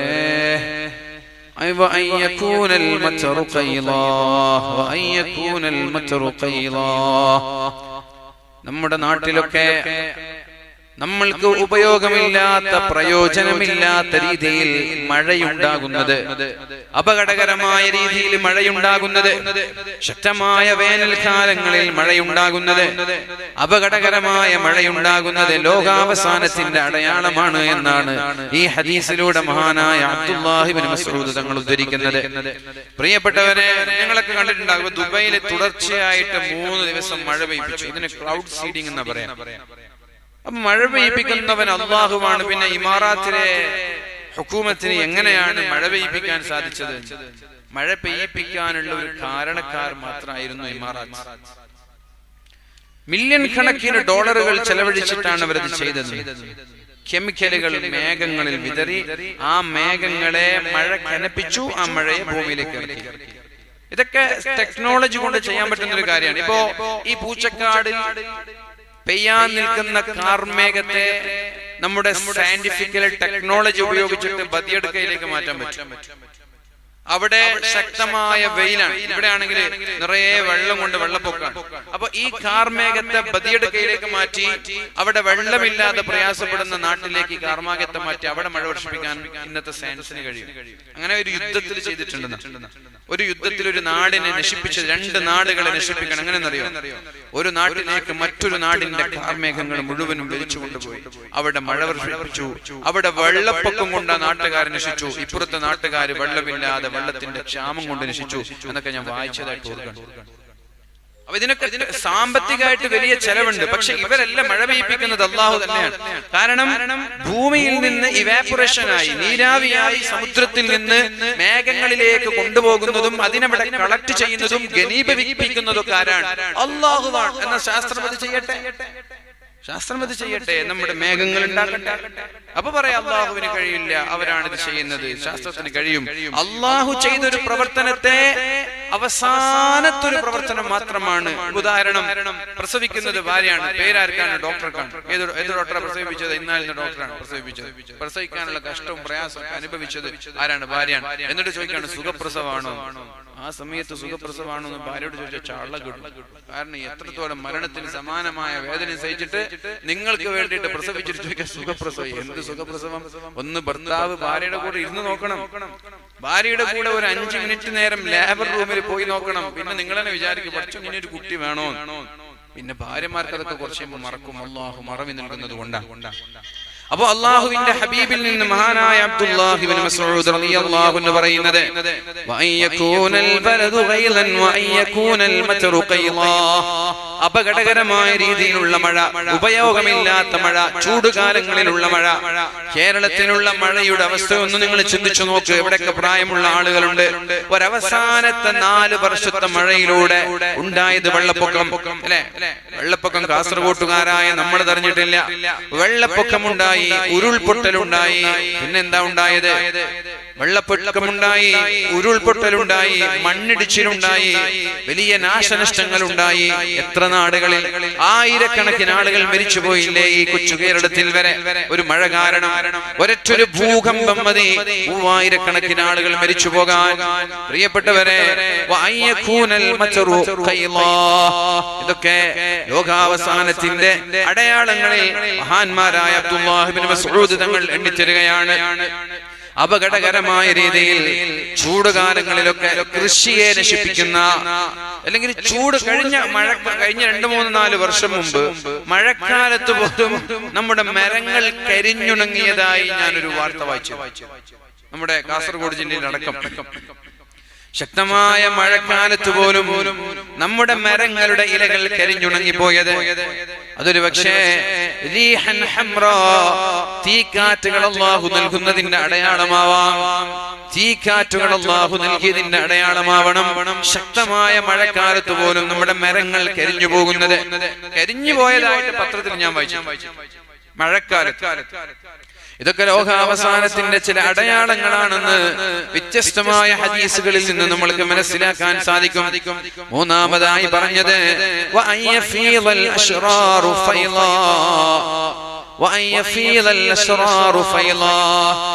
ആളുകൾക്കൊക്കെ തിന്മയോട് താല്പര്യമുണ്ടാവുക, ആളുകൾക്ക് ആർക്കും നന്മയോട് താല്പര്യമില്ലാത്തൊരു സാഹചര്യം ഉണ്ടാവുക. തല തുറന്നു നടക്കുന്നതാണ് നമ്മുടെ മക്കളുടെ കാര്യത്തിൽ ബഹുഭൂരിഭാഗം രക്ഷിതാക്കൾക്കും ഇഷ്ടം. തല മറക്കണമെന്നൊരു രക്ഷിതാവും ആഗ്രഹിക്കുന്നില്ല. ഔറത്ത് മറച്ചു നടക്കണമെന്ന് നമ്മുടെ രക്ഷിതാക്കൾ ആരും ആഗ്രഹിക്കുന്നില്ല. മുടിയെല്ലാം സ്ട്രൈറ്റ് ചെയ്ത്, മുടി അയൺ ചെയ്ത്, സ്മൂത്തനിങ് ചെയ്ത് 5000 ചെലവഴിച്ച് ആ മുടി ഇങ്ങനെ തുറന്നു നടക്കുന്നവർ, ആ മുടി ഇങ്ങനെ പൊതുജനങ്ങൾക്ക് ഇങ്ങനെ കാണിച്ചു നടക്കുന്നത്, അത് തടയാൻ പോലും നമ്മുടെ ഉപ്പമാര് തയ്യാറാവാതെ ചിന്മകളോടുള്ള അതിപ്രസരണം നമ്മുടെ നാട്ടിൽ വ്യാപകമാകുമെന്നാണ് അല്ലാഹുവിന്റെ ഹബീബായ മുഹമ്മദുർ റസൂലുള്ളാഹ്. സ്കൂളിലൊക്കെ പഠിക്കുമ്പോ കുട്ടികളോട് 7ന്റെ മുകളിലേക്ക് പൊതുവേദികളിൽ വന്ന് നൃത്തം ചെയ്യരുത് എന്ന് പറഞ്ഞാൽ കുട്ടികൾക്ക് അത് സഹിക്കാൻ പറ്റുന്നില്ല. ആലോചിക്കണം, നമ്മള് 7ാം ക്ലാസിന്റെ മുകളിലേക്ക് അഥവാ പ്രായപൂർത്തിയെത്തിയ മക്കൾ സ്റ്റേജിൽ കയറി നൃത്തം ചെയ്യരുത് എന്ന് പറഞ്ഞാൽ കുട്ടികൾ വാശി പിടിക്കുകയാണ് സ്റ്റേജിൽ കയറി നൃത്തം ചെയ്യാൻ വേണ്ടി.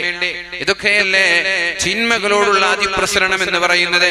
ചെയ്യരുത് എന്ന് പറഞ്ഞാൽ കുട്ടികൾക്കത് ചെയ്യണം. കുട്ടികൾക്കത് ചെയ്യാൻ വല്ലാത്ത താല്പര്യം. മറ്റുള്ള സ്കൂളുകളിൽ അവിടെ ചെയ്യുന്നില്ലേ, ഇവിടെ ചെയ്യുന്നില്ലേ എന്നുള്ള ചോദ്യങ്ങൾ ഉണ്ടാവുന്നത്.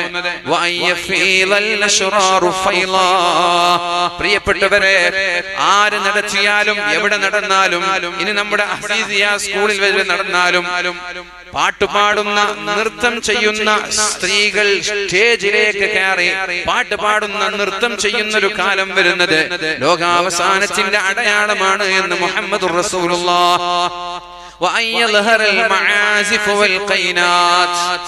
പാട്ടുപാടുന്ന സ്ത്രീകൾ ഉണ്ടാകുന്നത്, നൃത്തം ചെയ്യുന്ന പെൺകുട്ടികൾ ഉണ്ടാകുന്നത്. മ്യൂസിക്കുകൾ എന്ന് പറയുമ്പോ എല്ലാ മ്യൂസിക്കുകളും ഹറാമാണെന്ന് പറയാൻ കഴിയില്ല. മ്യൂസിക്കുകളിൽ ഏതാണ് നിങ്ങളെ ഹറാമിലേക്ക് കൊണ്ടെത്തിക്കുന്നത്? ഏതാണ് ഹറാമായ ഒരു ശാരീരികമായ വൈകാരികമായ പരിവേഷം ഉണ്ടാക്കുന്നത്? തിരിച്ചറിയാൻ പ്രയാസമുള്ളത് കൊണ്ടാണ് തഖ്വയുള്ള ആളുകളൊക്കെ മ്യൂസിക് തന്നെ ഒഴിവാക്കിക്കോളൂ എന്ന് പറയുന്നത്. എല്ലാ മ്യൂസിക്കും ഹറാം എന്ന് പറയാൻ ഞാനില്ല. ചില മ്യൂസിക്കുകൾ ഹറാമുണ്ട്, അത് ഏതാണെന്ന് വ്യക്തമായി പറയാനും എനിക്ക് കഴിയില്ല. സൂക്ഷ്മതയുള്ള ആളുകളെല്ലാം ഒഴിവാക്കിക്കോളൂ. അല്ലാത്തവര് ഹറാമിലേക്ക് നയിക്കുന്ന മ്യൂസിക്കുകളിൽ നിന്ന് വിട്ടുനിന്നോളൂ. ഇത്രേ വിഷയത്തിൽ പറയാറുള്ളൂ. അതേപോലെ നമ്മുടെ സ്റ്റേജിൽ കയറി പെൺകുട്ടികളൊക്കെ പാട്ടുപാടുന്നത്, അത് കല്യാണത്തിന്റെ സദസ്സായാലും ശരി, അത് യൂത്ത് ഫെസ്റ്റ് ആയാലും ശരി, ആർട്ട് ഫെസ്റ്റ് ആയാലും ശരി, ആനുവൽ ഡേകളായാലും ശരി, കലോത്സവങ്ങളായാലും ശരി, നമ്മുടെ മക്കൾക്ക് ഒന്നാം സ്ഥാനം കിട്ടണമെന്ന് പറഞ്ഞ് നമ്മുടെ മാതാപിതാക്കളാണ് പ്രൊഫഷണൽ ട്രെയിനർമാരെ കൊണ്ടുവന്നിട്ട് ഡാൻസുകളും നൃത്തങ്ങളും പഠിപ്പിക്കുന്നത്. ഇത് അള്ളാഹുവിന്റെ ഹബീബ് നിരോധിച്ചിട്ടുണ്ട്. പ്രിയപ്പെട്ടവരെ, ഒരു പ്രായപൂർത്തി എത്തുന്നത് വരെ കുഴപ്പമില്ല. പ്രായപൂർത്തി കഴിഞ്ഞാൽ പിന്നെ നമ്മൾക്ക് ചില ലിമിറ്റുണ്ട്. കാരണം നമ്മുടെ ശരീരത്തെ നിയന്ത്രിക്കുന്നത് അള്ളാഹുവാണ്, നമ്മളെ സൃഷ്ടിക്കുന്നത് അള്ളാഹുവാണ്. ഈ മൈക്ക് സൃഷ്ടിച്ചവനാണ്. ഇതിന്റെ റൂൾസ് അറിയുക, ഇതെങ്ങനെ ഉപയോഗിക്കണമെന്നറിയുക, എത്ര വാട്ട്സ് ഇതിന് വേണമെന്നറിയുക, ഓപ്പറേറ്റർക്കാണ് ഇതെങ്ങനെ തിരിക്കണമെന്നറിയുന്നത്. അവിടെ 1000 ബട്ടണുകളുണ്ട്.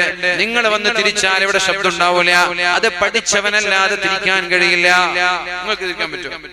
നിങ്ങൾ ഇയാളെ മാറ്റിയിട്ട് അത് തിരിക്കാൻ പറ്റും? അവിടെ കുറെ സാധനം ഉണ്ട്. എന്തിനുണ്ടാക്കിയെന്ന് പഠിച്ചോന്ന് ഇതെല്ലാം തിരിക്കുന്നത് ഞാൻ ഇന്നുവരെ കണ്ടിട്ടുണ്ട്. ഏതെങ്കിലും 1, 2, 3 ഈ ഓപ്പറേറ്റർമാർ തിരിക്കും. ഈ ബാക്കിയുള്ളൊക്കെ എന്തിനാണ് ഉണ്ടാക്കിയത്? അപ്പൊ ഇത് നമ്മൾ തിരിച്ചൊന്നും ഉണ്ടാവില്ല. ഇത് പഠിച്ച ആളുകൾക്കറിയാം, ഇത് ഉണ്ടാക്കിയ ആളുകൾക്കറിയാം. അത് നമ്മൾ സമ്മതിക്കുമല്ലോ. ഇത് എന്തിനാണ് ഉണ്ടാക്കിയത്? ഉണ്ടാക്കിയ ആളുകൾക്കറിയാം. ഈ മൈക്ക് JTS തേഞ്ഞിട്ട് പോയിട്ടൊന്നും കാണുന്നില്ല.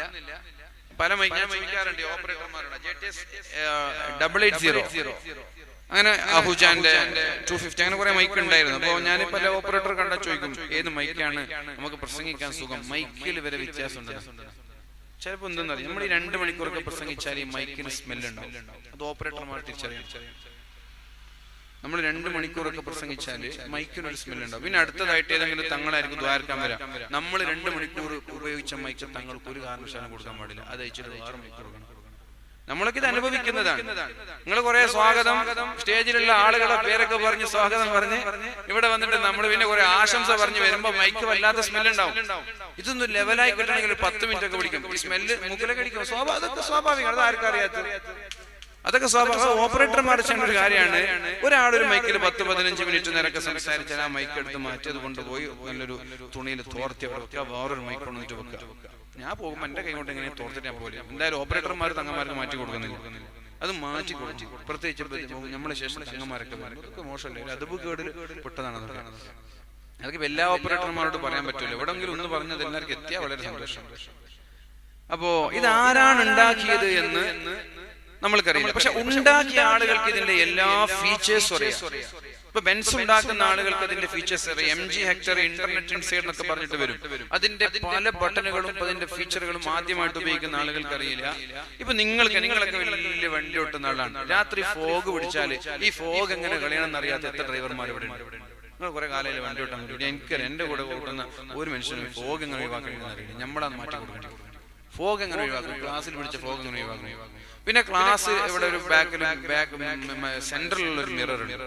ആ മിററിനാണ് നമ്മൾ ബാക്ക് നോക്കുക. ആ മിററിൽ രണ്ട് സൗകര്യമുണ്ട്. ഒന്ന്, രാത്രി സമയങ്ങളിൽ യാത്ര ചെയ്യുന്ന വണ്ടി പിന്നിലൂടെ വരുമ്പോൾ ഹെഡ്ലൈറ്റ് അത് ബ്രൈറ്റ് ലൈറ്റ് ആണെങ്കിൽ അത് സ്വാഭാവികമായിട്ട് ആ ലൈറ്റിലേക്ക് അടിക്കും, ആ മിററിലേക്ക് അടിക്കും, സെന്ററിലുള്ള മിററിലേക്ക് അടിക്കും, അത് നമ്മുടെ കണ്ണിലേക്ക് അടിക്കും. അപ്പൊ അവിടെ ഒരു ബട്ടൺ ഉണ്ട്. ആ ബട്ടൺ ഒന്ന് താത്തി കൊടുത്താൽ എന്താകും, എത്ര ബ്രൈറ്റ് ലൈറ്റ് അടിച്ചാലും നമ്മുടെ കണ്ണിലേക്ക് അടിക്കില്ല. അതൊക്കെ അത് പിന്നെ അത് ഉണ്ടാക്കുന്ന ആളുകൾ ഈ ഫീച്ചേഴ്സ് ഒക്കെ വെച്ചിട്ടാണ് ഉണ്ടാക്കുക. പക്ഷെ ഇത് വാങ്ങിക്കൊടുക്കുന്ന ആളുകളോട് ഷോറൂമിൽ നിന്ന് ഇതൊന്നും പറഞ്ഞു കൊടുക്കൂല. ഞാനാണ് ഇപ്പൊ അടുത്ത് മനസ്സിലാക്കിയാണ് ഇങ്ങനെ ഒരു സംവിധാനം ഉണ്ടെന്ന് 2 വർഷം മുമ്പാണ് എനിക്ക് തിരിച്ചറിയുന്നത്. അത്ര കാലം നമ്മൾ എന്ത് ചെയ്യുന്ന വെച്ചാല് ആ മിറർ തന്നെ അങ്ങോട്ടേക്ക് എവിടേക്കാൻ തിരിച്ചു വെക്കും, കാരണം കണ്ണിൽ കടിക്കാതിരിക്കാൻ വേണ്ടിയിട്ട്. ഇപ്പൊ എന്താ, ആ ഒരു ബട്ടൺ ഉണ്ട്, ആ ബട്ടൺ എങ്ങനെ നോക്കിയാല് എന്താകും, ഓട്ടോമാറ്റിക് ആയിട്ട് അവരുടെ ലൈറ്റ് നമ്മുടെ കണ്ണിലേക്ക് അടിക്കില്ല, അത് ബ്ലറായിട്ട് ഡിമ്മായിട്ട് നമ്മൾക്കറിയുന്നില്ല, അത് ഉണ്ടാക്കിയ ആളുകൾക്ക്. അതേപോലെയാണ് മനുഷ്യൻ. ഈ മനുഷ്യന്റെ ശരീരം നിർമ്മിക്കുന്നത് അല്ലാഹുവാണ്. ഈ പടച്ച റബ്ബാണ് എങ്ങനെ ജീവിക്കണം എന്ന് പറയേണ്ടത്, അല്ലെ? സൃഷ്ടിച്ച ഒരാളല്ലേ എങ്ങനെ ജീവിക്കണം, എങ്ങനെ മുന്നോട്ട് പോകണം, ഇതിന്റെ ഫീച്ചേഴ്സ് പറയേണ്ടത്. ആണിന്റെ ഫീച്ചേഴ്സും അല്ലാഹു പറഞ്ഞു, പെണ്ണിന്റെ ഫീച്ചേഴ്സും അല്ലാഹു പറഞ്ഞു. അതാണ് ഖുർആനിൽ ആണിങ്ങനെയാണ് പെണ്ണിങ്ങനെയാണെന്നൊക്കെ പറയുന്നത്. അത് പെണ്ണിന്റെ സ്വാതന്ത്ര്യത്തെ ഹനിക്കലോ പെണ്ണിന് ആണുങ്ങളെക്കാളും സ്ഥാനം കുറക്കലോ ഒന്നുമല്ല. അല്ലാഹുവിനറിയാം, സൃഷ്ടാവ് അവനാണ്, അവനാണ് അതിന്റെ ഫീച്ചേഴ്സ് അറിയാം, അവനാണ് അതിന്റെ ഓരോ കാര്യങ്ങൾ അറിയാം. അപ്പൊ അവനത് വ്യക്തമായിട്ട് പറയും, പെണ്ണെ നീ എന്ത് ചെയ്യരുത്, പ്രായപൂർത്തി എത്തിക്കഴിഞ്ഞാൽ സ്റ്റേജിൽ കയറി നൃത്തം ചെയ്യുമ്പോ ഒരു സ്വാഭാവികമായി ഇത് കണ്ടുകൊണ്ടിരിക്കുന്ന ആണുങ്ങളിൽ, പുരുഷന്മാരിൽ വികാരങ്ങളെ ഉത്തേജിപ്പിക്കാനുള്ള സാധ്യതയുണ്ട്, വൈകാരികമായ ചിന്തകൾ അവരിൽ ഉണർത്താൻ സാധ്യതയുണ്ട്, അതുകൊണ്ട് ചെയ്യരുത് എന്ന് പറയുമ്പോ ഇവിടുത്തെ സ്വതന്ത്ര ചിന്താഗതിക്കാരും യുക്തിവാദികളൊക്കെ ഓടി വന്നിട്ട് അയ്യോ 6-ാം നൂറ്റാണ്ടുകാരാണ്, കാട്ടറിവികളാണ് എന്നൊക്കെ പറഞ്ഞ് കളിയാക്കാൻ തുടങ്ങി. നിങ്ങൾ കളിയായിക്കോളി, ഖിയാമത്ത് നാൾ വരെ നമ്മളിത് പറഞ്ഞുകൊണ്ടേയിരിക്കും. നിങ്ങൾ ട്രോൾ ഉണ്ടാക്കിയാലും, നിങ്ങൾ വീഡിയോ ഉണ്ടാക്കിയാലും, നിങ്ങൾ സോഷ്യൽ മീഡിയയിൽ നിന്നിട്ടിട്ട് അലക്കിയാലും ഖിയാമത്ത് നാൾ വരെ സ്വഹീഹായ ഹദീസുകളും പരിശുദ്ധ ഖുർആന്റെയും ആശയങ്ങൾ പറഞ്ഞുകൊണ്ടേയിരിക്കും. അത് മുസ്ലിമീങ്ങൾ ഉൾക്കൊള്ളും. എല്ലാവരും ഉൾക്കൊള്ളുന്ന ഒരു നിർബന്ധമില്ല. മുസ്ലിമീങ്ങളായ ആളുകൾ ഇത് ഉൾക്കൊള്ളേം വേണം. എല്ലാവരെയും ഇത് ചെയ്യാൻ നിർബന്ധിക്കാനും നമ്മളില്ല. അതുകൊണ്ട് പ്രിയപ്പെട്ടവരെ,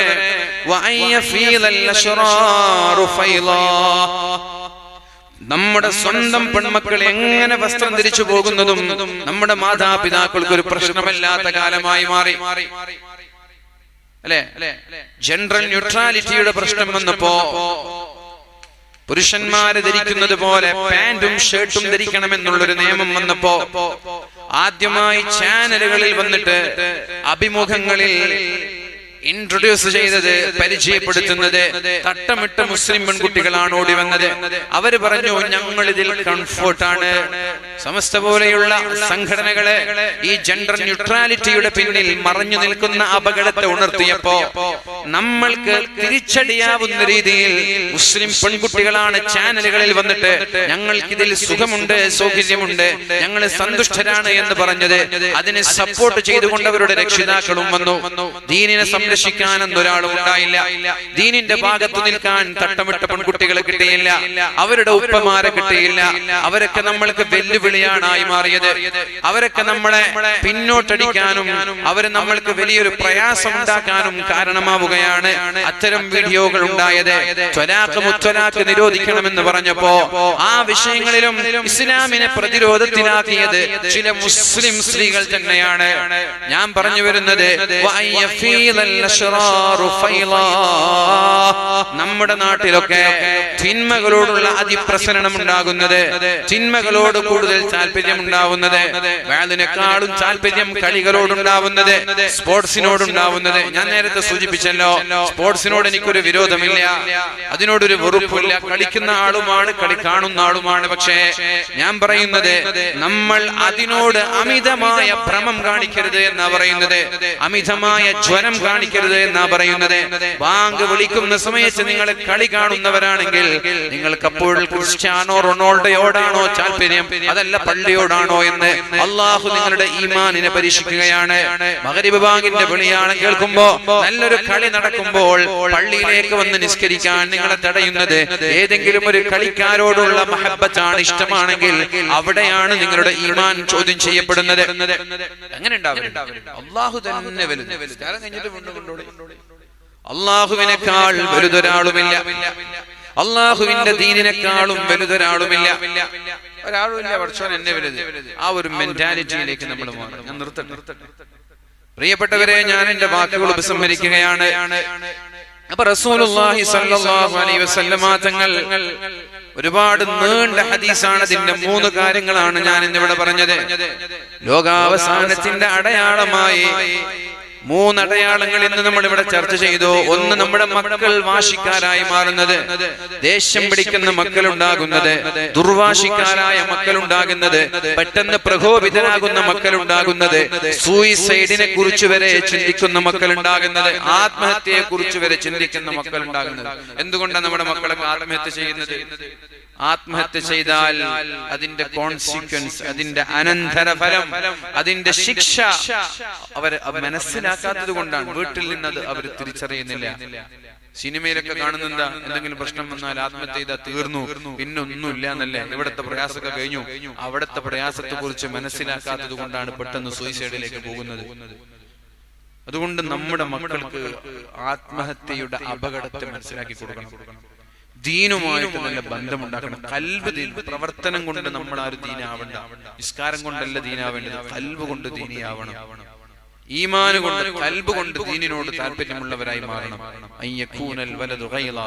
അതുകൊണ്ട് മക്കളോട് വളരെ സ്നേഹത്തിന്റെ തലോടലുകൾ കൊണ്ട് നല്ലൊരു റോൾ മോഡലായി എന്റെ പ്രിയപ്പെട്ട ഉപ്പമാരെ, ഉമ്മമാരെ നിങ്ങൾ മാറണം. എന്റെ ശബ്ദം ശ്രവിക്കുന്ന ചെറുപ്പക്കാരോട് ഒരു 10:30 മണിയാകുമ്പോഴെങ്കിലും എല്ലാ കളിയും ചിരിയും അവസാനിപ്പിച്ച് ഒന്ന് വീട്ടിലേക്ക് കയറാൻ തയ്യാറാവണം. നമ്മുടെ മതക്കാരല്ലാതെ വേറൊരു മതക്കാരും ഇങ്ങനെ ഉറക്കൊഴിക്കുന്നത് കാണാറില്ല. മാപ്പിളമാരല്ലാതെ വേറൊരു മതക്കാരും ഇങ്ങനെ രാത്രി ഉറക്കൊഴിക്കുന്നത് എവിടെ കാണാറില്ല. എല്ലാം നമ്മുടെ മതക്കാർ. ഞാൻ 3 മണിക്ക് കാസർഗോഡ് ജില്ലയിലെ ഒരു സ്ഥലത്ത് ഒരു ഹോട്ടലുണ്ട്. കോഴിക്കോട്, ഷൊർണൂർ അവിടെയൊക്കെ വാത് കഴിഞ്ഞ് വെസ്റ്റ് കോസ്റ്റിൽ വന്ന് 3:45 ആ ഹോട്ടൽ നിറയെ ആളുകളാണ്. ഒരു പണിയില്ലാത്ത ആളുകൾ, രാത്രി നൈറ്റ് ഡ്യൂട്ടിയുള്ള വാച്ച്മാൻമാരൊന്നുമില്ല, ഒരു പണിയില്ലാത്ത ആളുകൾ.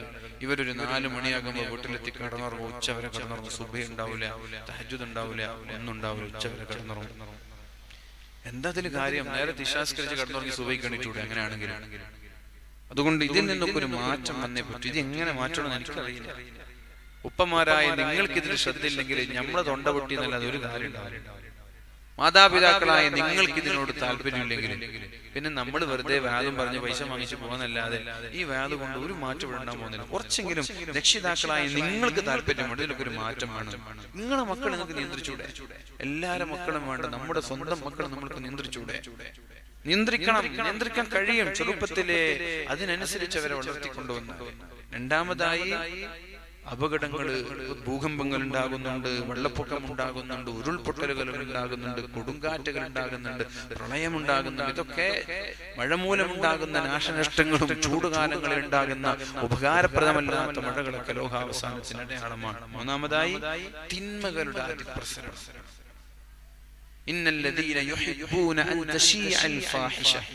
ആളുകൾക്കൊക്കെ ഇവിടെ തിന്മകൾ വ്യാപിക്കണം എന്നുള്ള താല്പര്യം, നന്മകളോട് താല്പര്യമില്ല.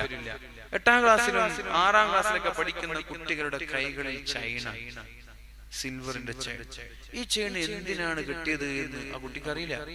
ഇത് കിട്ടുമ്പോ ഒരു വില്ലൻ പരിവേഷം കിട്ടും. ആ വില്ലൻ പരിവേഷം കിട്ടുമ്പോ ഭയങ്കര സ്റ്റാർ ആയി എന്ന് കുട്ടിയോട് തിരിച്ചറിയാം. അതാണ് ഇന്നലെ അങ്ങനെ ഒരു കുട്ടിയെ കണ്ടു, കയ്യിലൊരു ചെയിന്, ഇവിടെ ഒരു ചെയിന്. ഞാൻ കുട്ടിയെ അടുത്ത് വിളിച്ചിട്ട് പറഞ്ഞു, മോനെ എന്താ ഇട്ട്, എന്താ ഇതുകൊണ്ടിട്ട് നിനക്ക് എന്താ ഉപകാരം? ഒന്നുമില്ല, ഞാൻ ആനുവൽ ഡേ ആയതുകൊണ്ട് ഇട്ടതാണ്. ആയിക്കോട്ടെ, എന്നാ നീ കാര്യം ചെയ്യും, അത് എടുത്തിട്ട് വേഗം പോക്കറ്റിലിടും. ഇത് എടുത്തിട്ട് ആരും കാണണ്ട, കുറച്ചപ്പുറം മാറിയെന്ന് ഇത് എടുത്തിട്ട് ഷോൾഡറിൽ എടുത്തിട്ട് ഇപ്പൊ പോക്കറ്റിലിടും, ഇനി കാണരുത്. ഈ ഷോൾഡറിലും ഇവിടെയൊക്കെ സിൽവറിന്റെ ചെയിൻ ഇട്ട് നിങ്ങൾക്ക് എന്താ കിട്ടാൻ പോകുന്നത്? വാച്ച് കിട്ടിയ സമയം അറിയാന്ന് പറയാം. ഇത് കിട്ടിയിട്ട് എന്താ? ഇതൊക്കെ ഒരു വില്ലൻ പരിവേഷം കിട്ടുന്ന അത്ര രസമുള്ള കാര്യമാണോ? ഒരു ക്രിമിനൽ ആവുക, ഒരു റൗഡി ആവുക, ഒരു ഗുണ്ട ആവുക എന്നൊക്കെ പറഞ്ഞ അത്ര ഒരു രസമുള്ള എൻജോയ്മെന്റ് ഉള്ള പേരും പ്രശസ്തിയുള്ള കാര്യമാണോ? എന്തിനാണ് ഇതൊക്കെ കുട്ടികൾ ആഗ്രഹിക്കുന്നത്? ആ ചെറിയ മനസ്സുകളിലേക്ക് ഇതൊക്കെ എങ്ങനെ കടന്നുകൂടി എന്ന് പറയാൻ കഴിയുന്നില്ല. ഉമ്മമാരെ, അതുകൊണ്ട് ദീനിനോടുള്ള കമ്മിറ്റ്മെന്റ് ചെറുപ്പത്തിലേ നമ്മുടെ മക്കൾക്ക് ഇട്ടുകൊടുത്തുകൊണ്ടേയിരിക്കുക. നിങ്ങൾക്ക് അതില്ലെങ്കിൽ മക്കൾക്ക് ഉണ്ടാവില്ല.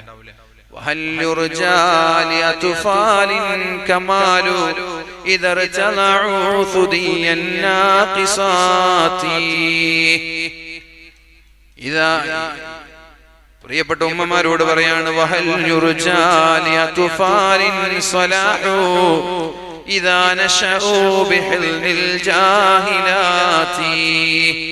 അല്ലാഹുവിനെ പേടിയില്ലാത്ത, അല്ലാഹുവിനെ കുറിച്ച് ബോധമില്ലാത്ത, ദീനീ ബോധമില്ലാത്ത ഉമ്മമാരുടെ മടിത്തട്ടിൽ വളരുന്ന മക്കളിൽ നിങ്ങൾ നന്മകളെ പ്രതീക്ഷിക്കരുത്.